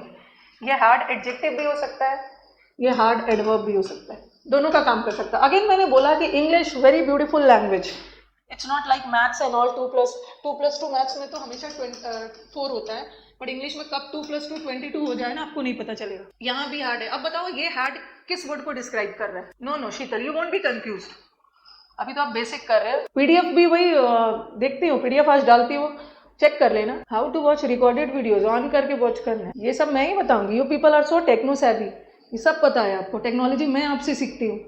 यहाँ ही हार्ड नहीं है, ही हार्ड वर्क करता है, और वर्क वर्ब है, और वर्ब की विशेषता बताने के लिए एडवर्ब चाहिए, एडवर्ब। नेक्स्ट वाला बता, ही is a hard worker, he is a hard worker. Next वाला बताइए, ये हार्ड किसकी विशेषता बता रहा है। यहाँ ही is a hard worker, worker क्या है, वर्कर नाउन है, वर्कर नाउन है। कैसा वर्कर, हार्ड वर्कर। नाउन की विशेषता एडजेक्टिव, तो hard over here is an adjective, hard over here is an adverb. The surface is hard, surface मतलब सतह, और सरफेस नाउन है, द लगा है, नाउन को डिस्क्राइब करने वाले वर्ड्स एडजेक्टिव है, ठीक है, यहाँ पे एडजेक्टिव है, यहाँ पे एडजेक्टिव है। He lives in the next house, he lives in the next house, कौन सा घर, नेक्स्ट वाला, नेक्स्ट हाउस क्या है, नाउन, कैसा, नेक्स्ट हाउस। ओके, अब नेक्स्ट देखो, when you see him next, जब आप उन्हें अगली बार देखोगे तो आप उन्हें मैसेज दे देना, तो ये अगली बार, जब आप उन्हें अगली बार देखोगे, सी की बता रहा है, सी वर्ब है, और वर्ब की विशेषता बताने वाले वर्ड्स एडवर्ब है, एडवर्ब मैं एडवर्ब है। ही रैन, अच्छा एक मिनट, फास्ट वाला देखती हूँ, फास्ट वाला एक साथ में लिखती हूँ। He is fast, he ran fast, he is a fast runner, ठीक है, और फिर लिखा दे फास्ट ऑन मंडे, ये सेंटेंस देखना, यहाँ फास्ट का मतलब तेज, यहाँ भी तेज, वहाँ भी तेज, और यहाँ फास्ट का मतलब है ना व्रत रखने के सेंस में, वो मंडे को फास्ट रखता है, मतलब व्रत रखता है। चलो पहला वाला बताओ, पहला वाला बताइए। यहाँ ही इज फास्ट, ये फास्ट किस वर्ड को डिस्क्राइब कर रहा है? अनुज आपका नाम ले लिया। यहाँ फास्ट वर्ड किसको डिस्क्राइब कर रहा है? किसको किसको? ही को कर रहा है ना, ही को। ही प्रोनाउन है और नाउन और प्रोनाउन की विशेषता एडजेक्टिव। यहाँ पे ही फास्ट नहीं है, ही फास्ट दौड़ा, रैन पास्ट टेंस है, जिसका पास्ट बन गया, जिसका टेंस बदल गया, इसका मतलब है वर्ब है, और वर्ब की विशेषता एडवर्ब। और ही is a fast runner. Runner किसको बोलते हैं? रनर इज धावक, दौड़ने वाला व्यक्ति। दौड़ने वाला व्यक्ति कोई नाउन होगा ना, कैसा रनर है? Fast, adjective. और यहाँ पे फास्ट क्या है? लास्ट सेंटेंस में फास्ट, हाँ वो मंडे को व्रत रखता है। एक सेंटेंस में वर्ब का आना जरूरी है ना, बे सब्जेक्ट है, तो यहाँ व्रत रखना, व्रत रखना इज अ वर्ब, व्रत रखना इज अ वर्ब, यस। अगर मैं सेंटेंस ऐसा लिख देती, मैंने लिखा दे फास्ट ऑन मंडे, और लिखा मैंने they keep. See English is such a beautiful language ना, a single sentence can be said in a variety of ways, but देख लेना है किस वर्ड को किस तरह से यूज किया है। दे keep a fast on Monday. चलो बताओ, अब आंसर दीजिए। ये बोलने के लिए तो एकदम प्रॉम्प्ट रहते हैं कि मैम मेरे कमेंट्स आ रहे हैं, उतने प्रॉम्प्टनेस दिखाना है आंसर करते समय। बताओ पहला वाला, they keep a fast on Monday, sorry यहाँ पे फास्ट है, they fast on Monday and they keep a fast on Monday. बता, पहला वाला फास्ट इज अ वर्ब है, मंडे को व्रत रखते, ठीक है, पहला वाला फास्ट वर्ब है। बट यहाँ देखो फर्स्ट के पहले आर्टिकल आ गया, किसी के पहले आर्टिकल आ गया मतलब नाउन, ये तो नाउन है क्योंकि यहाँ का वर्ब कीप आ गया, यहाँ वर्ब ये हो गया, ये नाउन। कहीं पे कोई भी एडजेक्टिव नहीं है मीनू, सेकंड वाले में एडजेक्टिव। कहाँ से एडजेक्टिव हो गया? एडजेक्टिव के पहले थोड़ी आर्टिकल आता है, आर्टिकल अभी बताया ना, आर्टिकल नाउन के साथ आता है, नाउन है। एक फास्ट का मतलब होता है व्रत, व्रत इज अ नाउन, और व्रत रखने में कोई क्रिया हो रही है, that is a verb. Second one is a noun. Yes, एक मिनट, मुझे वो सब नहीं दिखाना है। कभी कभी अभी मैंने बोला ना, सेंटेंस में कोई वर्ड एडजेक्टिव भी हो सकता है, कोई वर्ड एडवर्ब भी हो सकता है, उसी तरह यहाँ भी वाटर, यहाँ भी वाटर। अच्छा ये तो आपको बता ही दिया, यहाँ भी फास्ट, यहाँ भी फास्ट, यहाँ भी प्राइड, और यहाँ भी प्राइड। अब मुझे पार्ट ऑफ स्पीच बताओगे, क्योंकि single word can act as a noun also, verb also. पहला वाला वाटर क्या है? एक वाटर का मतलब होता है पानी, और एक वाटर का मतलब है पानी देना, पौधों को पानी देना, पानी पटाना। चलिए बताइए पहला वाला क्या भाई, एनर्जी लेवल कम हो गई है? और अच्छा है 9:30 का क्लास है, ब्रेकफास्ट करके आते होगे सब, आपकी एनर्जी रहेगी तो teacher will also feel energetic ना। पहला वाला इज वाटर, पानी, द लगा, this is a noun. But I water the plants every day, मैं पौधों को पानी एवरीडे देती हूँ, तो आई सब्जेक्ट है, और यहाँ वाटर का मतलब है पानी देना, पौधों को पानी देने में क्रिया हो रही है, so water over here is a verb, water over here is a verb. They fast on Monday, ये तो बता ही दिया अभी, फास्ट यहाँ पे वर्ब है, और यहाँ का फास्ट लगा है ना, नाउन। अब देखो pride, he shows false pride, और he prides himself in his health. वैसे प्राइड दोनों सेंस में यूज होता है, नेगेटिव भी पॉजिटिव भी। एक प्राइड का मतलब घमंड भी होता है, और एक प्राइड का मतलब है गर्व करना, we are proud of our country. हाँ चलो बताओ ये प्राइड क्या है? अच्छा ये फॉल्स क्या है? ही तो हमारा सब्जेक्ट है और शोज वर्ब है, ये फॉल्स का मतलब क्या है? जैसे बोल, जब भी कोई दिक्कत हो ना, और ये मत सोचना कि मैम ने 2 दिन पार्ट ऑफ स्पीच पढ़ाया तो बात खत्म, ये बैच के लास्ट तक चलता रहेगा, ठीक है, बैच के लास्ट तक चलता रहेगा। फॉल्स स्टोरी, अगर कोई आपसे पूछे ना कि ये वर्ड क्या है, तो आपको कुछ नहीं करना, एक छोटा सा सेंटेंस बना दो। स्टोरी क्या है? नाउन, कहानी नाउन है। कैसे पता चला नाउन है? नाउन का प्लूरल बनता है ना, स्टोरी का प्लूरल स्टोरीज बनता है, नाउन है। कैसा? Story, false. और नाउन की विशेषता बताने वाले वर्ड्स एडजेक्टिव, इसका मतलब है फॉल्स एडजेक्टिव है, और एडजेक्टिव किसकी विशेषता बताएगा? नाउन की। तो pride over here is a noun, क्योंकि फॉल्स एडजेक्टिव है। और ही प्राइड्स हिमसेल्फ, वो अपने अच्छे हेल्थ में बहुत गर्व महसूस करता है, अपने अच्छे हेल्थ को लेकर, he is very fit and fine. He prides himself, he subject है, एक वाक्य है ना, हिमसेल्फ प्रोनाउन है, प्रेपोजिशन है, ये नाउन है, तो एक वाक्य में वर्ब का आना बहुत जरूरी है सब्जेक्ट के बाद। तो यहाँ पे देखो ये वर्ब आ गया, ही प्राइड्स हिमसेल्फ, यहाँ गर्व, और यहाँ पे गर्व करना, इट्स अ वर्ब है यहाँ। आपका कमेंट सुधांशु दिख रहा है, आपका कमेंट दिख रहा है, वेरी गुड। प्राइड्स इसलिए लगाया, ही सिंगुलर है ना, तो prides. He is a fast runner. अरे कल यही चीज बताया था ना श्रेजा, कल यही चीज मैंने आपको बताया था, कंफ्यूज मत होना। जैसे मैंने लिखा he is a fast runner, ये मत समझना कि ये जो आर्टिकल है, आर्टिकल हमेशा नाउन के लिए लगता है, ये मत समझ लेना कि ये जो है ये फास्ट के लिए लगा, फास्ट तो एडजेक्टिव है, ये लगा तो रनर के लिए। अगर मैंने ये लिखा होता ही इज अ रनर, चलिए श्रेजा बताइए, ही इज अ रनर, वो एक धावक है, ये किसके लिए लगा है? रनर के लिए। अब मुझे इस रनर की विशेषता बतानी है, तो मैं इसमें गुड लगा दूं। तो ये नहीं समझना कि ये जो आर्टिकल है ये गुड के लिए लगा तो इस रनर के लिए, इसलिए क्योंकि अगर ये रनर के लिए नहीं होता, अगर मैं गुड लगा के छोड़ देती ही इज अ गुड, ये गलत होता, क्योंकि गुड एडजेक्टिव है, एडजेक्टिव के साथ आर्टिकल नहीं चाहिए। आर्टिकल रखने का मन है तो बाद में कोई नाउन डालो, कोई भी नाउन डालिए। Prince Charlie, yes ma'am, only English. Health noun है, हाँ हेल्थ नाउन है। कैसे पता चला कि हेल्थ नाउन है? कभी कभी V2 V3 नहीं भी बनता है ललित, कभी कभी किसी वर्ड्स का ना, किसी वर्ब का V1 V2 V3 सेम होता है, पुट शर्ट शर्ट शर्ट, तो ये बहुत ज्यादा हेल्प नहीं करेगा। इंग्लिश अच्छे से पढ़ाते हो। चलो हेल्प कैसे पता चला हेल्थ है? एक तो प्रेपोजिशन है, प्रेपोजिशन के बाद नाउन है, और चलो मैं आपको कंफ्यूज नहीं करना चाह रही, ये पोजेसिव एडजेक्टिव है, और पोजेसिव एडजेक्टिव के बाद नाउन आया।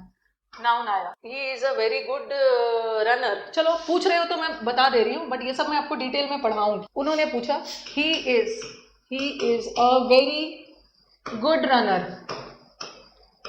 रनर नाउन है, ओके। कैसा रनर? गुड एडजेक्टिव है, और गुड में भी कितना गुड? Very good. तो कभी कभी एडजेक्टिव की विशेषता एडवर्ब भी बताता है, तो very over here is an adverb.